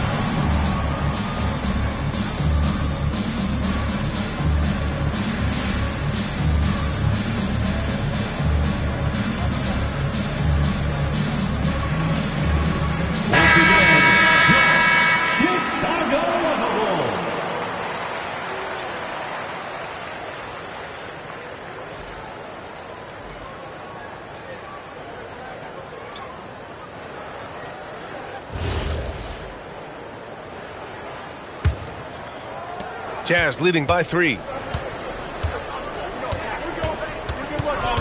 And here in the second quarter of action, just a hair under 2.5 minutes played. I got yours. Pass to Dunn. Shot clock at 6. Pulls up, high post. No good, off the front rim. Really thought he had this one, and the defense, they were giving it to him. Back to George. Outside Koulibaly. It's rebounded by Kleba. And that's a low percentage shot, and I'm sure he knows it. And those are the type of shots that just drive coaches crazy. Like, I wouldn't be shocked to see him sitting on the bench if he tries that bad boy again. To the paint. Dunn outside. They still need this. Chicago with a rebound. Jeffries has got his 4th rebound in this one. And here's George. He'll bring it up for Chicago. They haven't allowed any points in the second quarter. Chicago passing it around.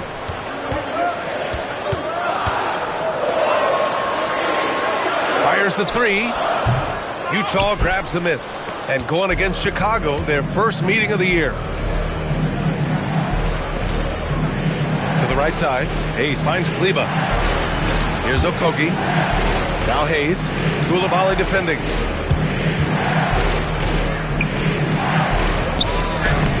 And no good. Bulls trail by 3. Boy, they need something to go to regain some confidence. No question. Way too many empty possessions for them. And once he gets to the rim, it's fairly automatic. Nothing fancy right there. Just takes his 2 points, moves on. And it's Utah with the ball. The Bulls making their last shot. And that one good. 16 points for him. Grant, you are a Hall of Fame small forward, so you know a bit about the position. What's key in excelling at the 3? Well, B.A., you have to be able to space the floor. We almost never see a 3 or even 4 who can't make threes. And on the other end, lots of times you're matched up with quick guards. And so Billy Donovan calls timeout. He's going to take a moment to give him a breather and talk things over.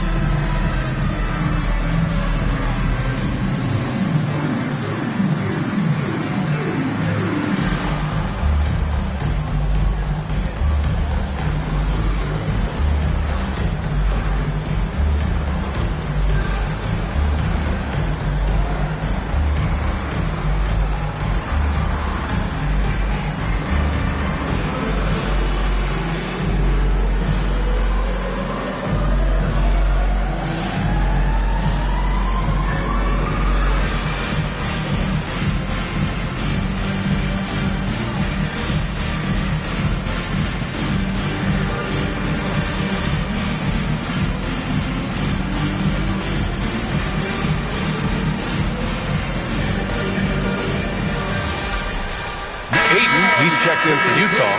Halliburton comes in for Hayes. All right, let's bring up the leaderboard and see which players were the most efficient from the charity stripe last month.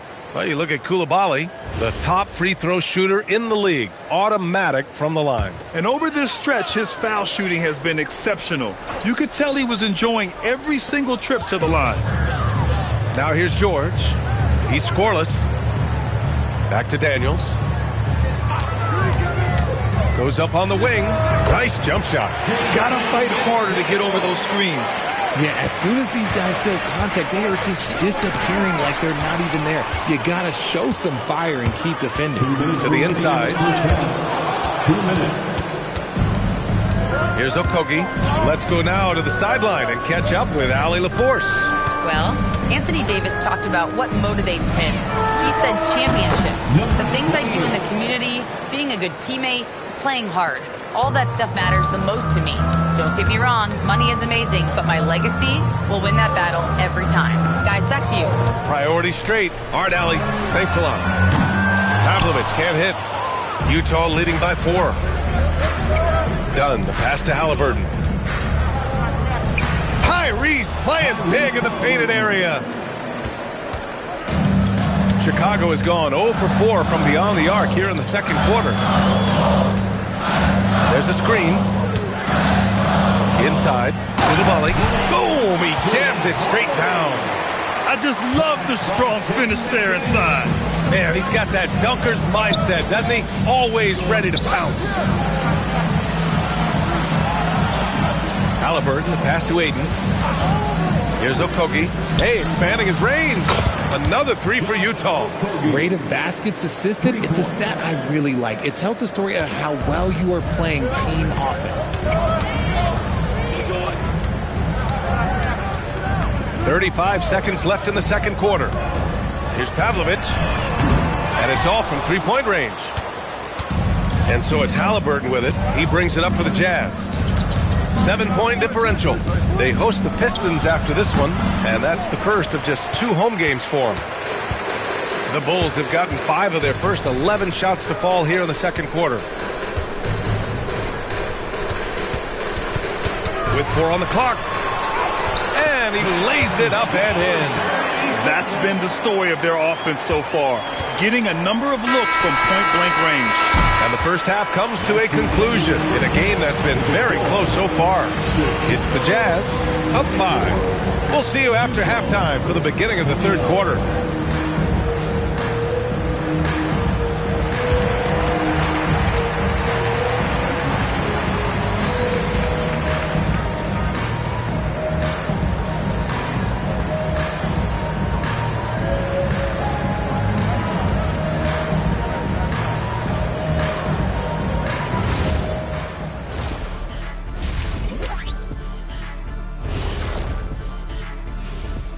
Hello and welcome. Before we take a look at the action from the first half, a brief overview of some upcoming games.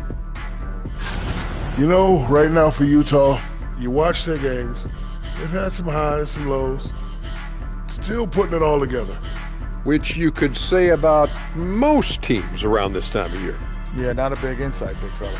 What? No, we're just messing with you. We're just messing with you. And let's dig into the first half now. Things looking pretty good for the Jazz. Let me tell you guys, there's nothing better than playing well on the road and hearing that silence.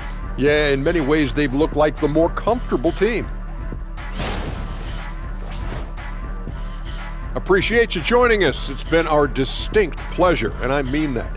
Let's now take you back over to the third quarter with Brian Anderson.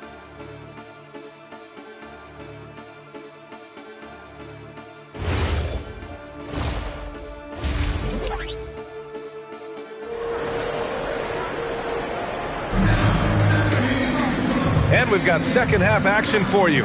Thus far, a pretty evenly contested game.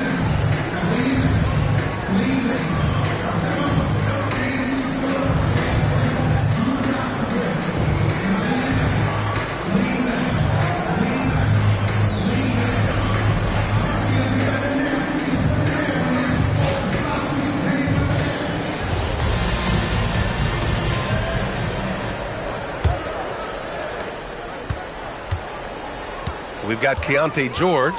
McDaniels out there with Bilal Coulibaly. And it's Pavlovich in at the shooting guard position. That's the group for Billy Donovan. Getting going here in the second half. Buries it from three. And there's a nice rhythm to his three-point shot. You know, George has a confident stroke. Ayton, a screen on George. Halliburton with the ball. Guarded now by George.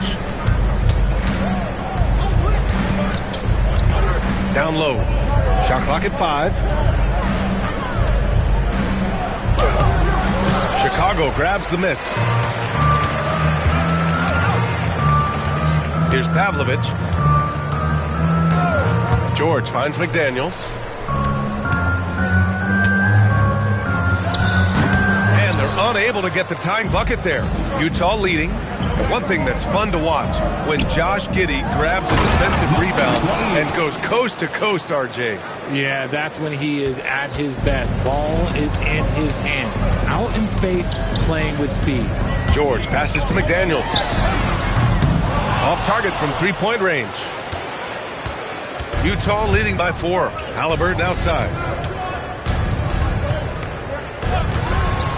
Third quarter of play with just over 1.5 minutes gone by. All game long, he's been getting to his spots, and the defense has yet to adjust.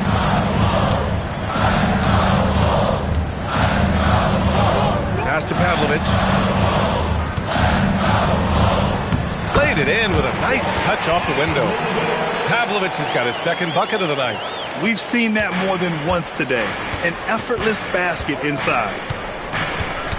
Ayton, a screen on George. No good with the triple. And you never want to give a shooter like him a clean look.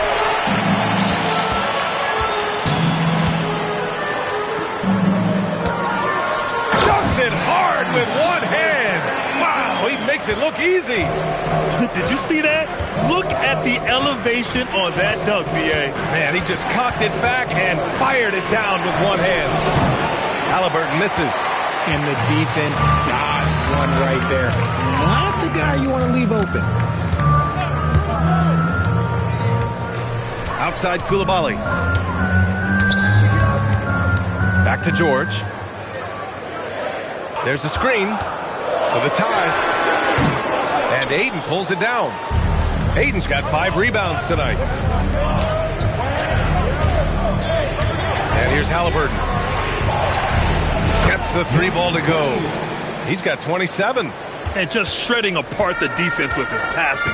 He's helping to pace this offense so well. He's locked in with his teammates right now, setting guys up in perfect position. And so Billy Donovan calls timeout. He'll take the opportunity to regroup.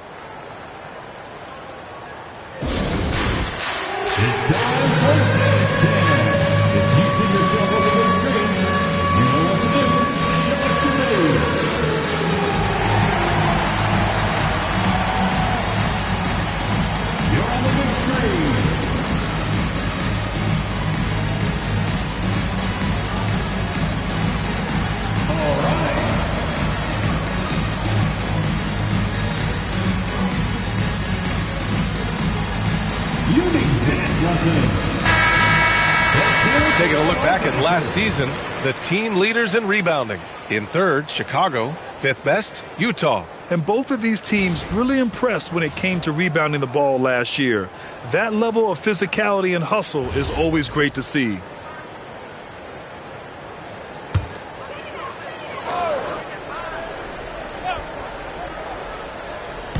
And here are the Bulls now. They trail by 6. Outside McDaniels. And there's the screen. 4 on the clock. And once again, off the mark by Chicago. This is the definition of forcing it. He's trying to get himself going, but taking tough shots just won't do it. Back to Halliburton. From downtown, McDaniels with the rebound. And here's McDaniels. He'll bring it up for Chicago.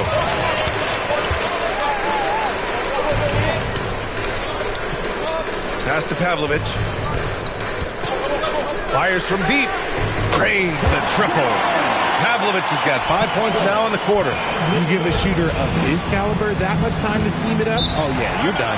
And so Will Hardy calls the timeout. I think right now he might be looking at some adjustments.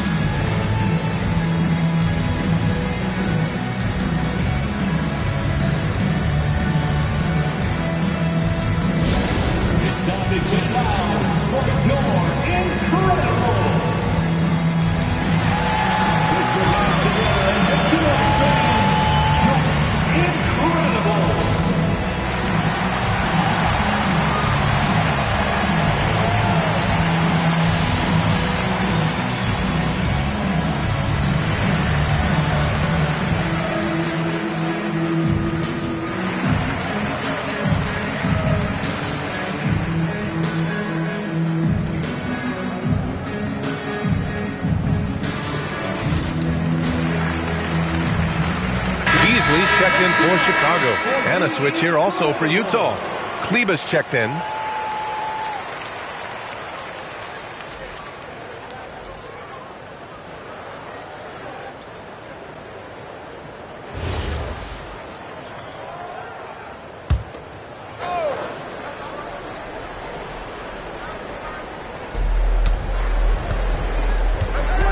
Halliburton outside. Kleba, screen on George. Halliburton, the pass to Dunn. Utah moving the ball around. Kleba. Utah with another miss. The Bulls trail by 3. George outside. Pass to Beasley.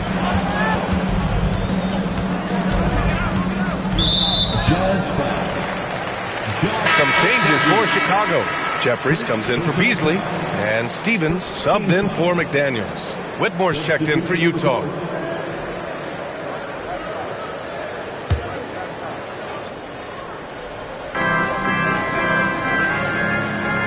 Now here's George. Coulibaly with a screen on Halliburton. Clock at 6. Oh, that doesn't go on the chance to tie. 2 minutes.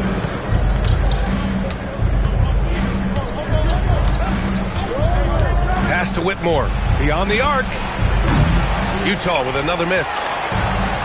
The Bulls have gone 4 of 9 in the third quarter. Now Coulibaly.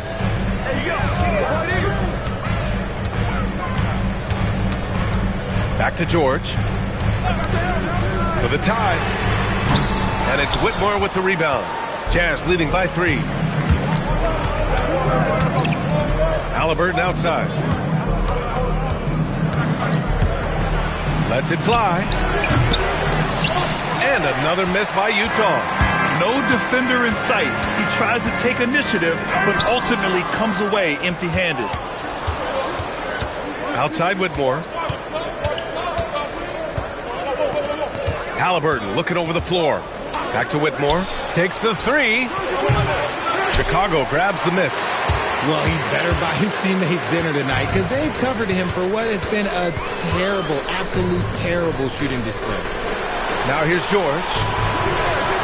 Pass to Pavlovich from the arc. No good on the shot. It's a neck-and-neck game in Chicago. Halliburton outside. Back to Whitmore to get back on track. The shot that time not on target. I'd like to see him a bit more efficient. He has not been great this quarter. Here's Pavlovich. Pass to George. And once again, off the mark by Chicago. There's no way that's the best look this offense can produce. And you couldn't get a better shot off? Like, come on, you got to make the extra pass. Like, being a teammate will go so far in this league. It's still anybody's game as we reach the end of 3. Utah ahead, up by 3. And we'll have the start of the fourth quarter for you as soon as we get back from this short break.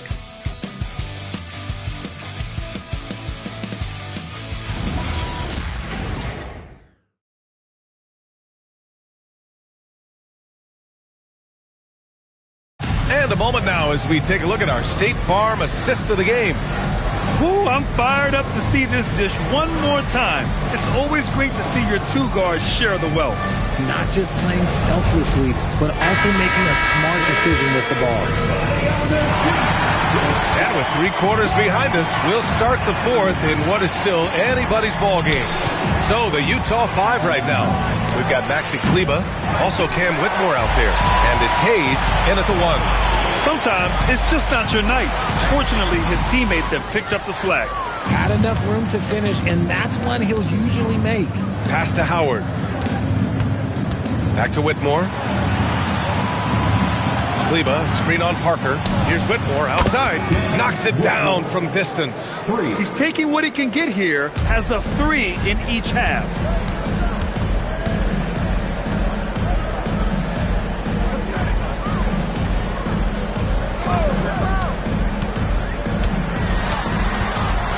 Pass to Bular, 13 feet out. And it's Whitmore with the rebound. Utah leading by 6. A few possessions into the 4th, just over a minute played. Hayes for 3. Chicago with the rebound. Oh, man, he can't get anything to fall. You can feel his frustration. Yeah, right now, he's just in his own head. Not much you can do to try and push through it. And he almost made them regret defending him so loosely. Final quarter here, and we're just over a minute and a half through it. Good. He has 29 now. And finding his teammate in stride, he led his guy perfectly. And timeout is called by Billy Donovan. No doubt he's going to utilize the opportunity to make sure they're all on the same page here.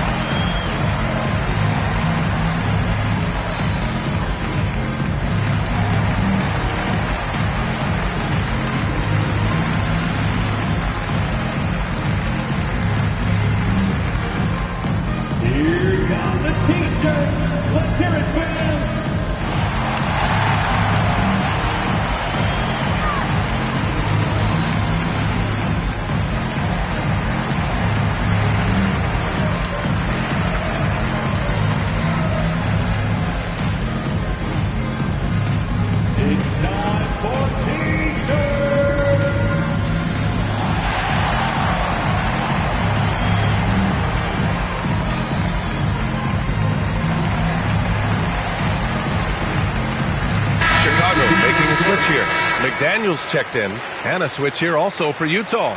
DeAndre Ayton, he's checked in for Kleber. All right, let's get a report from Allie. Thanks, guys. I got a chance to hear what Billy Donovan was saying to the team. Point blank, he wants better shot selection. He told them, we're settling, guys. Come on. We're not being patient out there. We're not working the ball around. That has to change right now. Great work, Allie. Thanks. Now here's McDaniels. Chicago passing it around. And you love to see the aggressiveness, using the height advantage to hammer it home. Hayes, the pass to Ayton. Ayton, the screen on McDaniels. Stevens with a rebound. The Bulls trail by 6. Parker outside. Here's the pick. Hey, from beyond the arc. And Ayton pulls it down. Ayton's got 7 rebounds in the game. Outside Whitmore.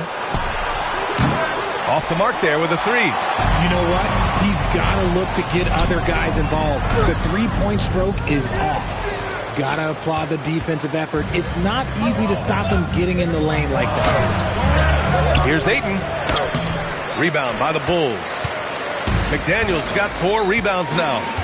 Parker outside. Pass to McDaniels. And there's a 3-second violation. A different look for Utah.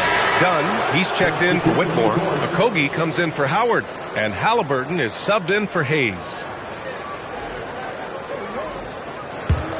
Jazz leading by 6. Now Halliburton. And play stops. A whistle there on what looks like an illegal screen. That's his only turnover on the night. His ball security has been terrific.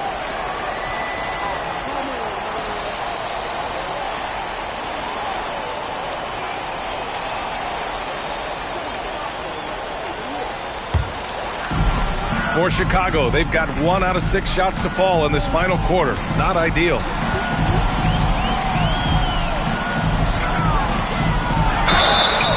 And he's going to the line for 2. The official saw contact while he was going up.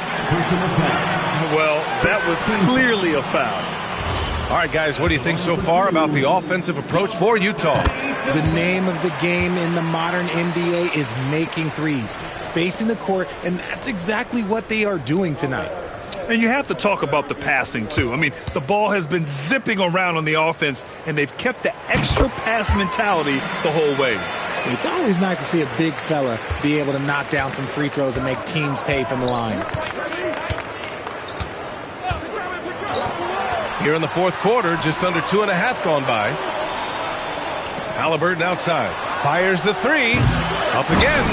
It's good on the putback. And the Jazz lead by 6. He's been dominant all game long. Nobody on the floor can stop him. And look, let's just say he knows it. Here's Pavlovich.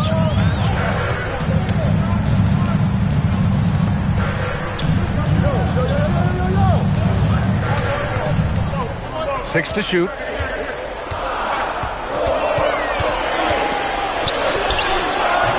Oh, no good. Jazz leading by 6. Here's Okogie. From downtown, the triple drop. Yeah, smart pass by Ayton, cycling that ball out for the triple. And timeout is called by Billy Donovan. He was quite emphatic, demanding the timeout, clearly wanting to address strategy with his team.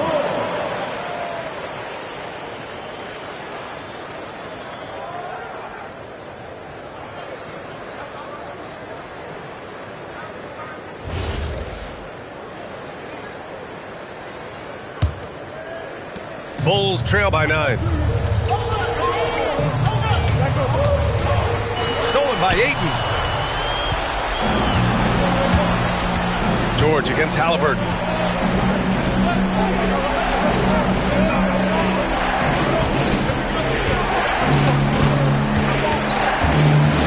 Six on the shot clock.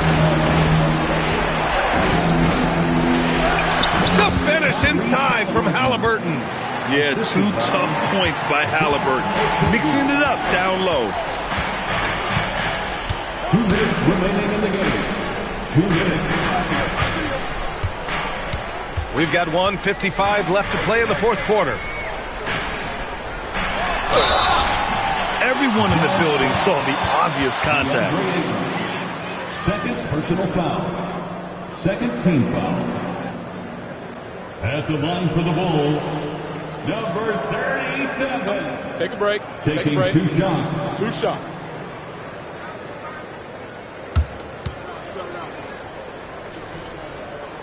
Good on the first, and that brings him within 10.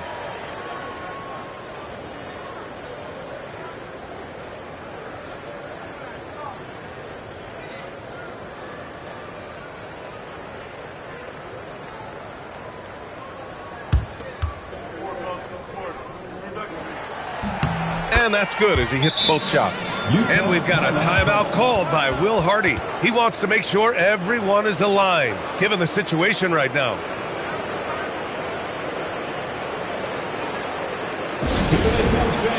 Turn your attention to the clock for your Chicago.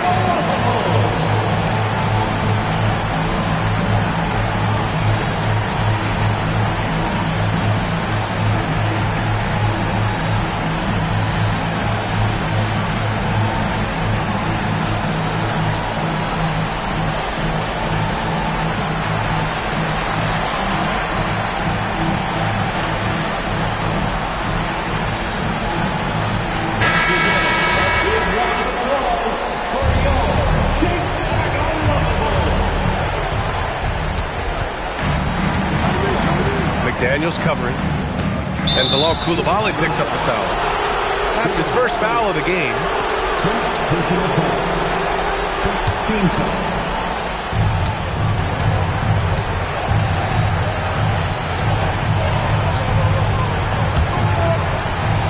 They set the pick. 6 to shoot. Oh, it doesn't go. Bulls trail by 9. Now George. And how sweet was that play? Pinpoint pass, set up the alley-oop flush. And so it's Halliburton with it. He brings it up for the Jazz. They've given up just 8 points in the fourth. 1:03 left in the fourth quarter. That one goes. Yes, sir. It's nice to see they're not settling for three-pointers. These guys are putting in the work inside. Stolen by Ayton. George against Halliburton.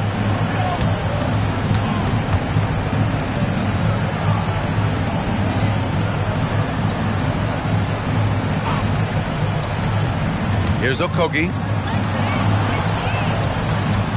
17-footer on the way. And he gets the jumper to fall. And guys, that's got to be the dagger. This is how you finish a game. And it felt like they just flipped the switch to go on that run and seal the game. Saving their best basketball for the end. Always smart.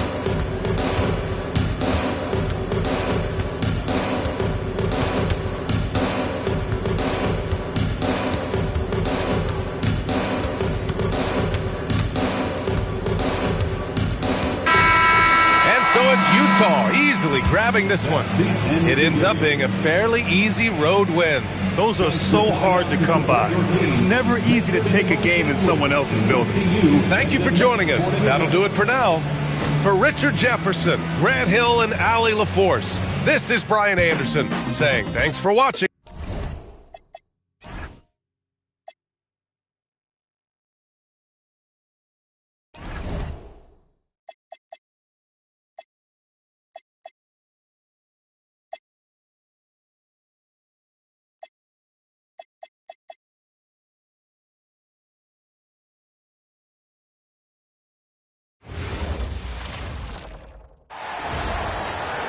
At small forward.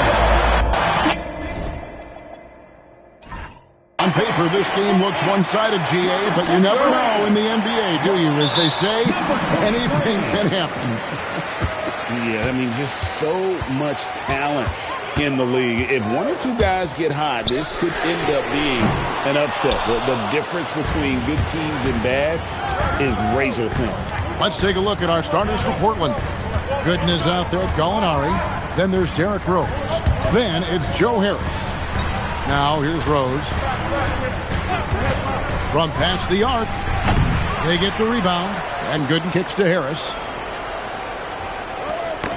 They get a hand on it. Melton feeling it out a bit. Here's the three. That one's in, his first shot this game. And they don't want to get in a habit of giving him open looks from three. First quarter still, but not who you want to leave open. Now here's Rose. This game out, he had 14. Pass to Gallinari.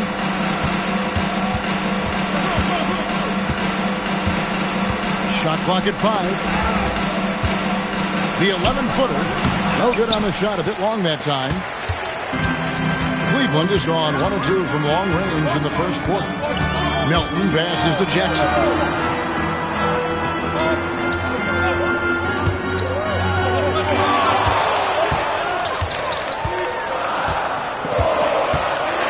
Gallinari covering. The 15-footer. Good. He has 5. And hitting the mid-range jumper here early gives the defense just another thing to think about. Well, it's forcing them to guard at all 3 levels. Now here is Harris. There's Rose with the 3. Goes back up. He can't get that one. Jordan with some nice D. The Cavaliers have gone 2 or 3 here to start out the game. Outside Jackson from the arc. Another 3 for Cleveland. How about 3 of 4 from the floor to start? That's always a good sign. And in 2028, Cleveland poised, GA, to welcome the WNBA's 16th franchise. Reviving the name and branding of the Cleveland Rockers, one of the W's inaugural teams, that folded back in 2003, soon back on stage after a quarter-century hiatus. Lets it go with the three. Rebound by the Trailblazers. Defeated by the Pacers in their last game, they'll try to put that one behind them. In the NBA, you've got to keep pace. It's a fast track out there, and I thought their lack of hustle defensively was the story of the game. That's a great point, and you can also add poor communication. The rotations were slow and sometimes not even there at all. Finally, after all those clanks, someone comes through for them. Yeah, it took a few trips. Now let's see if that can get them going. Cranes the three-pointer. Yeah, this looks like a pregame shoot-around with all the threes they're allowing. Trailblazers trail by 9. They need a bucket in a big way here to regain some confidence. Now we'll hear from Allie LaForce, and she's got a story for us. An update. Allie? Hey, every team in the league is looking for a long, athletic wing defender, and the Portland Trailblazers have been especially keen on stockpiling them. As they look to acquire their future franchise players, they want a ready-made roster full of versatile 3-and-D role players to surround them. Guys, back to you. A good strategy. All right, Allie, as always, we thank you.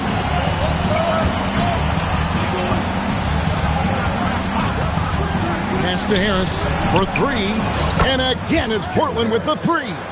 And nice find from the rookie Rose. This guard is a jack of all trades.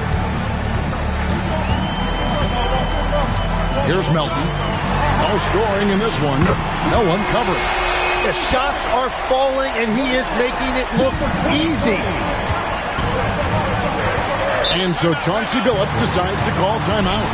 Coach is going to take a few minutes to regroup and go over the strategy.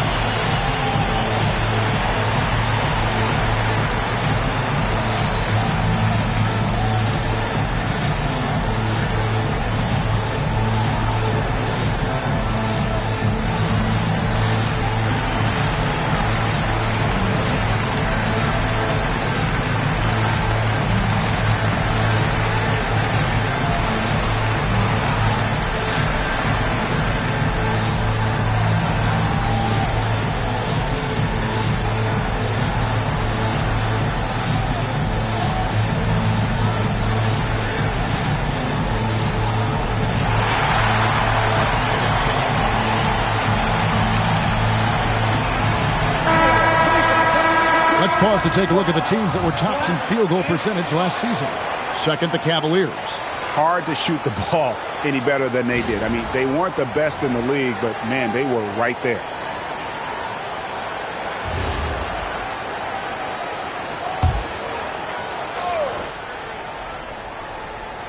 On defense, the Cavaliers. 8-point game. Outside Rose. Pass to Harris. Alinari on the wing. 4 on the clock. Pulls it up. Cavaliers with the rebound.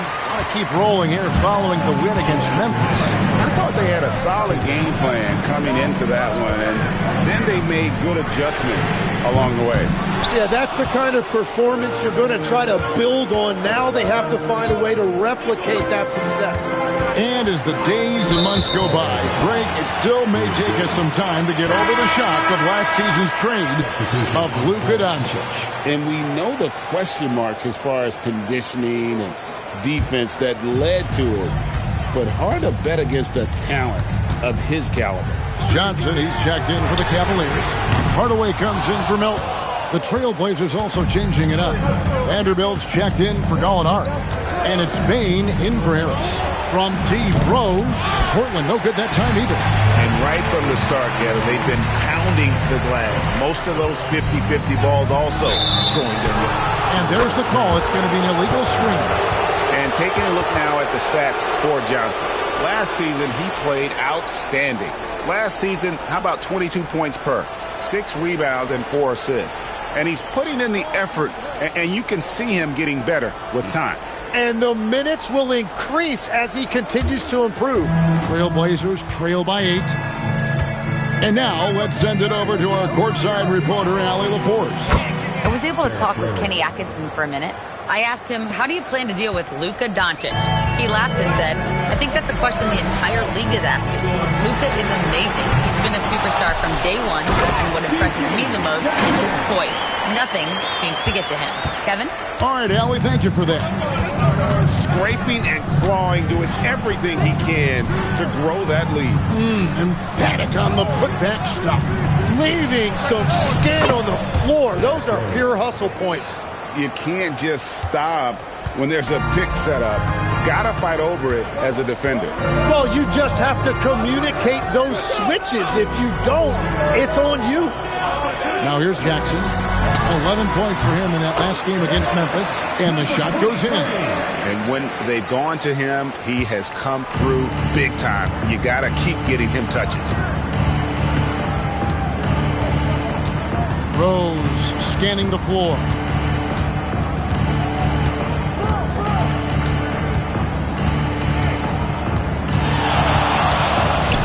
That one good for 2. Rose has got 11 points. Well, the defense is going to try to shut down certain things, but it's impossible to deny everything. That's a skilled play right there. A free-flowing first quarter. Great scoring through 1. Cavaliers lead by 4. And we'll be back in just a moment with the start of the second quarter.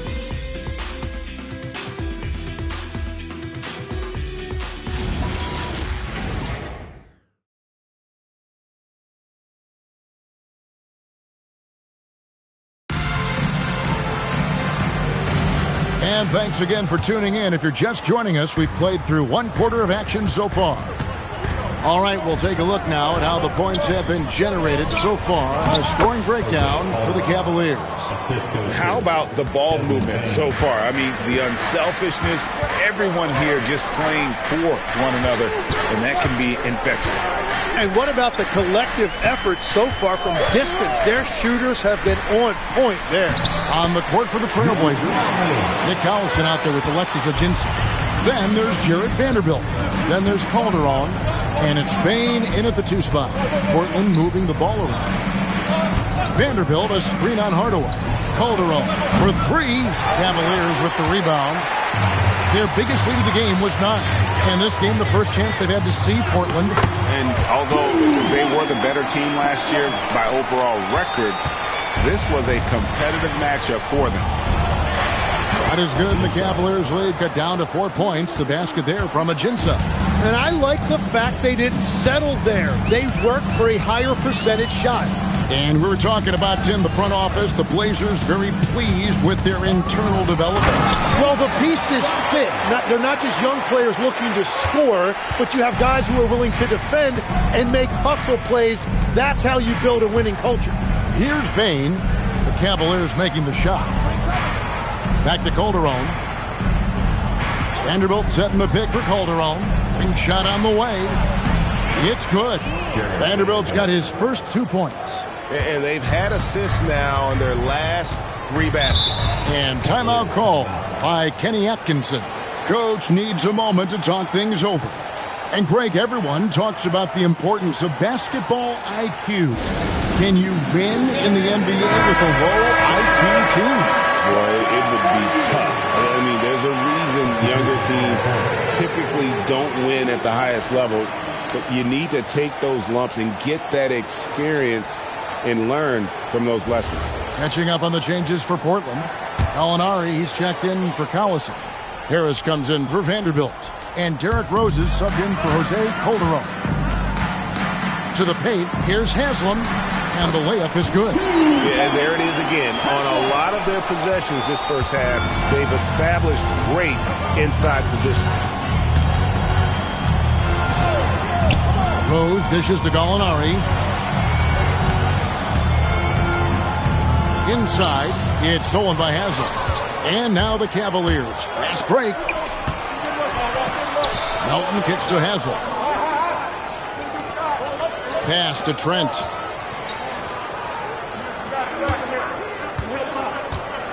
6 on the shot clock. It's hauled in by Harris. He typically dominates that area of the floor. It just didn't drop. Bain, the bounce pass. And Rose, wide open. He shoots. And the 3 ball is good. Rose has got 14. And this is where they want to see Rose improve the most in his rookie year. Getting that 3-point shot fine-tuned. Here's Sensabaugh. The shot goes in. First shot, first basket. I don't know what's happening defensively, but they're not putting up any resistance. Gallinari outside. For the basket. Nice shot after missing his first attempt. Really, really good at recognizing the gaps and getting the ball to the rim. Pass to Sensabaugh. Hands it from downtown. Sensabaugh has got his second bucket of the night. Hardwood is your friend. He used it to his advantage there. Greg, when you talk about the all-time great three-point shooters, Damian Lillard is right up there. Without a doubt. Steph is the clear #1, but that second spot is up for debate. And it's between guys like Harden, Ray Allen, and Dame. Now here's Rose. He's got 14. Gallinari passes to Gooden. And here's Rose outside. That's his 6th field goal today, and that makes him now 6 for 11. And what a huge performance for him. I mean, he drained 3 3-pointers in that first quarter, and he's got 2 more here in the second. Jackson with it. Gooden defending.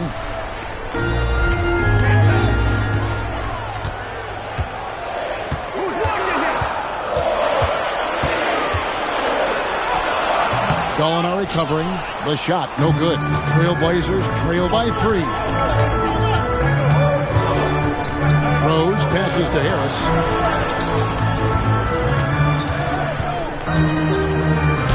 And the layup's good off the glass. And they've repeatedly probed inside in the first half, guys, and it's paid off. It's up a 3. It's hauled in by the Trailblazers. 2 minutes remaining in the first half. 2 minutes.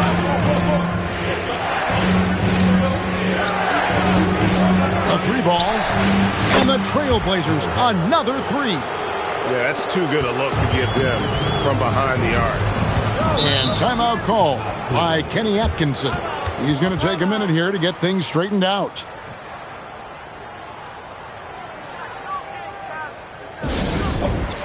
And checking out the numbers for Gallinari, good season for him last year. Put up about 16 points a game, 4 assists and 4 rebounds. And he's done his share of the work for the team, definitely making an impact. Well, with some guys, we always talk about potential. What I like about him, he comes to work every night and actually produces. Nobody near Melton. Carries it from 3-point range. Melton's got himself going there. His first points of the game on the deep ball. Outside Rose. A 3-pointer, no good. Cavaliers have gone 7 for 10 here in the second quarter. They'd like to keep up that nice pace. Melton, the bounce pass. From outside, off the mark. He's stacking up the missed shots right now. He needs to find another part of his game that can help his team. Harris, good. 55 seconds left here in the second. Outside Jackson takes the 3. Nailed from 3-point land. Jackson's got 10. And they're not afraid to let it fly from deep. They're looking to extend their lead with the 3 ball here in the second quarter. Rose, no good. And even though he didn't get a piece of that shot, you love the pressure he puts on the shooter. And sometimes that's all you need to do to force that miss. Jackson looking around. 5 on the clock. To the middle. Now Gallinari. Last time out he had 13 points. And here's Harris from the arc. And the last second attempt doesn't fall. And that'll do it for the first half of competitive game so far. Cleveland ahead, up by 2. And we'll be back with you right after this.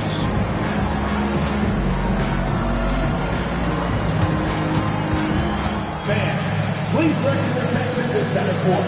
And get ready.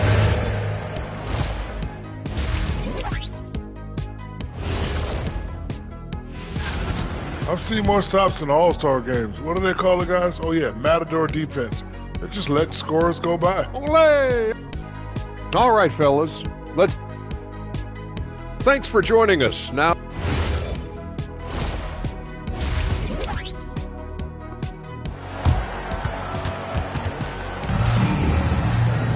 and we've got second half action for you. Thus far, a pretty evenly contested game. A fantastic game from Derrick Rose in this one.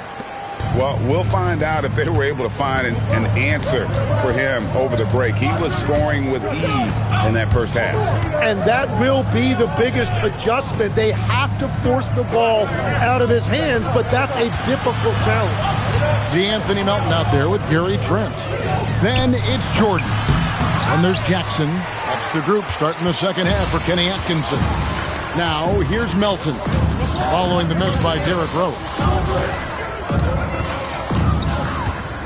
Outside Jackson. Down goes basket number 6 for him this game. He's taken 12 shots and made half of them. Now that's a high percentage look when the D doesn't fight over the screen. Yeah, and that's the effectiveness of the two-man game right there. What a pass right there. Coaches love seeing guys making it easy for their teammates. Gooden with the steal. Gallinari outside. Shoots from the right block. Rose finds Harris. Back to Rose.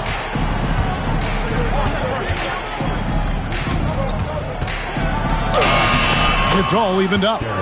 Rose has got 19 points. Yeah, 3 consecutive field goals have come right at the rim. The D had better start buckling now. Melton the bounce pass. Gooden with the steal. Gallinari against Melton. Harris outside. Great positioning on the putback. And the Trailblazers lead by 2. Just in a perfect position to grab that rebound and then get the putback. Jackson has the open look. Off target from outside. And so it's Harris who will bring it up for Portland. They've only allowed 2 points so far here in the second half. Pass to Rose. Harris a screen on Melton. On its way from Rose for 2. They get it again. The game has been very close in a lot of areas, but rebounding has been the one differentiator thus far. Outside Jackson, looking to end the run. Drills the three-pointer. Jackson's got 13. Well, the defense was a little soft right there, and it made it a practice shot. While we have a chance, let's now take a look at the teams that top the league in shooting from beyond the arc. Second, the Cavaliers. Well, a big part of their offense a year ago was the three-point shot, and their accuracy was unbelievable. And, Tim, it came out this past summer that the Trailblazers were for sale. And with the entirety of the proceeds of that sale going to charitable causes, and with franchise values skyrocketing league-wide, a lot of good is going to come from this transfer. Now Jackson, following the three-point attempt by Derrick Rose. Well, the defense should consider themselves lucky there because he's not usually one to miss those kinds of looks. Jackson comes over with the double. Trailblazers moving the ball around. Harris misses. The defensive rebounding is so important, and he fought for that one. Pass to Jordan, and DeAndre Jordan throws it down. Guys, we're not through 3 quarters of play, but 6 lead changes already in this one. Yeah, competitive, and I think we all can agree that we thought this would be the type of game that would come down to the end. Now here is Harris. He's got 8. Rose, good. Hey, if Rose can hit that shot, those driving lanes just get wider. And timeout call by Kenny Atkinson. This now will give him a chance to discuss some potential changes. And the Cavaliers making a change here. Hardaway's checked in. And a switch here also for Portland. Jose Calderon. He's checked in for Rose. Here's Jackson. And the dunk by Jackson. just solid on the one-handed slam. And guys, when it's a tight ball game like this, he's the guy they want with the ball. Now, here is Gallinari. Back to Calderon.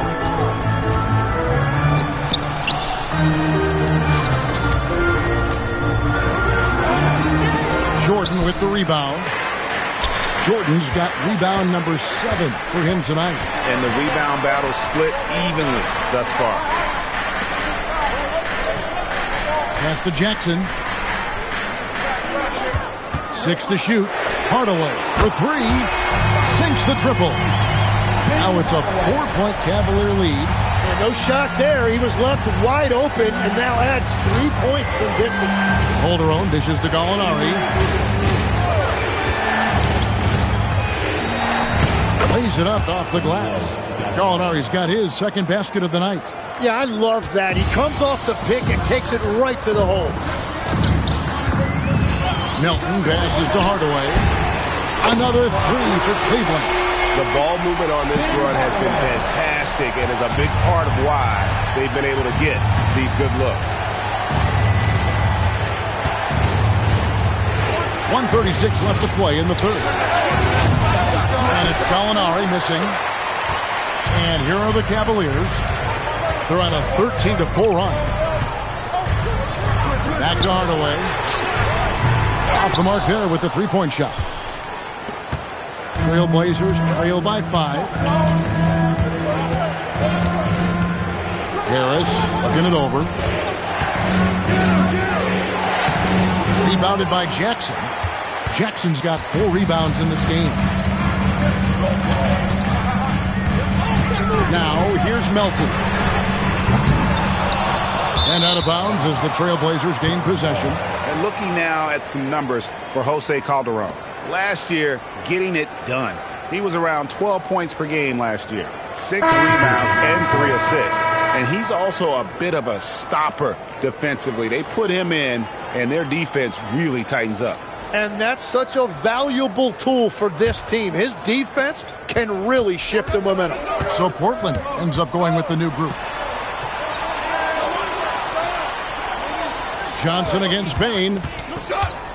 The 3. And it's Haslam with the rebound. And the great shooters know when they've got enough opening to go for the 3. I didn't think it was a bad choice on that possession. He gets it in there. Hardaway has got 8 here in the quarter. And after really leaning on that three-point shot in the first half, seeming like they're just getting away from it here in the second. More of the shots coming from the interior. And it's Tim Hardaway with the foul. That's his first foul.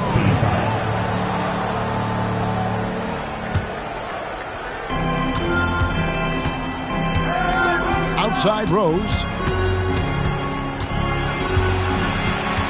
Just 5 on the clock. Again, the miss by the Trailblazers. And that does it for the third quarter. Both teams clicking offensively as we approach the fourth quarter. Cavaliers on top as they end the third quarter on a 15-4 run. And we're just moments away from the start of the fourth quarter. Stay with us.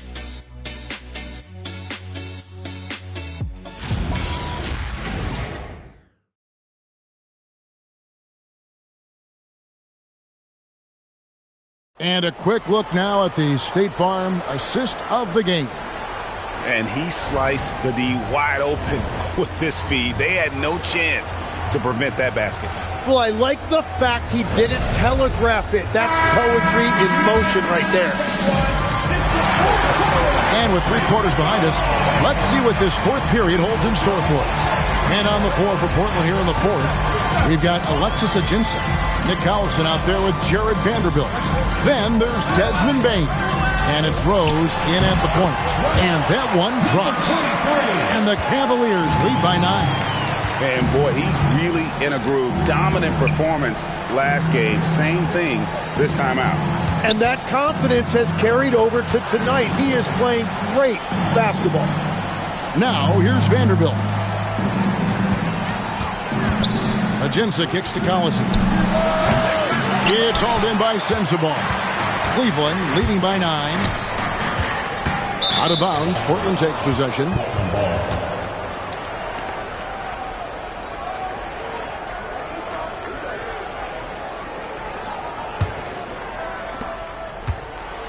So it's Rose who brings the ball up for the Portland Trail Blazers. A little over a minute of the fourth quarter gone right now. And the bucket is good. Three-point play chance here for him. And this is how lethal Rose can be on offense, and it's because of that high motor he possesses. And a closer look here at the scoring breakdown for Cleveland. And guys, how about the unselfishness and all about working that ball around, shifting the defense, and just seeking out the best shot? Yeah, they have been dialed in from deep. The three-pointer has been there all night for them. Trailblazers trail by 6. We've gone about a minute and a half into the fourth quarter. Excellent D there by Johnson. He watches it go through the hoop for his 8th make. Now 8 for 14. Well, he is really filling it up, but also keeping others involved. Collison with a screen on Hardaway. And it's Haslam with the rebound. Well, he better focus now. His efficiency is dropping, but there's enough game left to make corrections. He's covered by Collison. That's down the hatch. Knocks one more to his total. That's 9 for 15 shooting. Unwilling to let up even for a moment. That's his killer instinct, just fanning the flame. Yeah, he can taste a win right now. He's just trying to close it out. And we've got a timeout called by Chauncey Billups. He has decided it's the right time to talk. Jordan's checked in for Cleveland. Portland also making some changes. Drew Gooden is checked in for Alexis Ajinça. And it's Calderon in for Bain. Let's check in now with our Allie LaForce, who's got a story for us. Allie? During that break, Coach Chauncey Billups had some advice for the team. They took a laid-back approach to the huddle, telling the team, everyone thinks this game is over, so just go out there and let it rip. Let's see what we can do. And I think the players love that message. We appreciate it, Allie. Thank you. Now, here's Vanderbilt. The kick out to Collison. Over Jordan. Portland again missing. The Cavaliers leading by 10. Hardaway with the bounce pass. Jordan the screen to the inside. Drops in the layup for 2. So, Tim, and I can see it in my mind's eye, you won that three-point contest back in '96. What's the key to success in that event in particular? Oh, yeah, what a great night. And I think, Kevin, there's a few things. First, I just think you've got to have a short, compact release, because then you're not going to rush at the end to make sure you get all 25 balls up. But I also think part of it, for me, I got to shoot first after the warm-up introductions because I was still loose. I didn't have to sit there for 20 or 30 minutes during commercial breaks. I think that helped me win the title that night. A little strategy. Wasted no time on that one. Rose has got 9 points here in the second half. And Rose continuing to hone that jump shot. That's where he can take his game to the next level. And Kenny Atkinson calls timeout. There was no hesitating. He wants to talk to the team right now. And the Cavaliers with some changes. Jackson, he's checked in for Haslam. Trent comes in for Johnson. And it's DeAnthony Melton in for Hardaway. Now here's Jackson. This one for 3. Knocks down the 3. Well, that's his first 3 of the half, and now he's got 4 made threes on the night. And here's Rose. And he banks the layup in. And for a rookie, Rose is pretty scary with the ball. He can just put it on a string. From outside, he drills the 3. Bottom line, you need shooters on your team who can space the floor. Yeah, that's how you create that spacing, and that will open up a lot of options offensively. Now, here's Melton.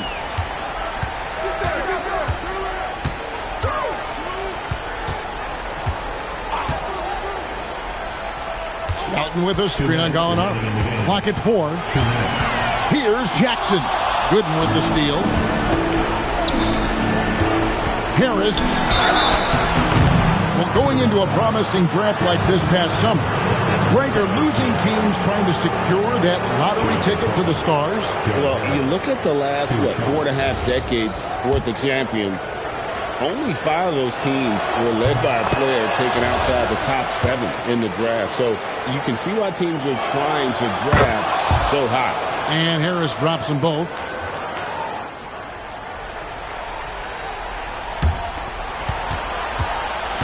They can take their time on this possession. It wouldn't be a bad idea. Just give themselves a little bit of a break. Screen by Jordan.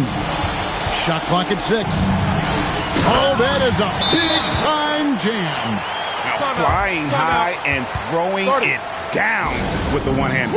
One of his favorite moves right there, guys.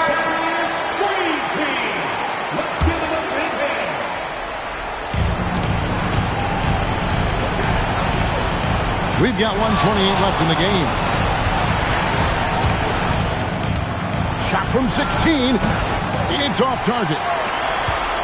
Cleveland with the ball. They're on a 14-6 run. Jackson, a screen on Harris. And that one drops. And so just rolling to the finish line now in what has been a very confident-looking performance for the Cavaliers. A beautiful pass doesn't always get you on the highlight reels, but there were some spectacular dishes in this game. You know what? It was a team that was in sync and just trusted one another to take the right shots. And every win important. And this one will go down as win number 3. And it's a completely new group for Cleveland. So for the Trailblazers,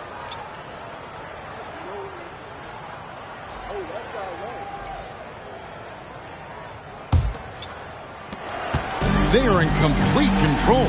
This is the ultimate definition of the zone. Everything they've done has worked. Now, here's Johnson.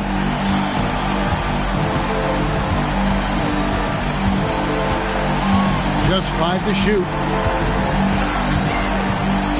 Shoots. Does not go. Bain looking around. Now Carter. Tollison with the screen for Carter.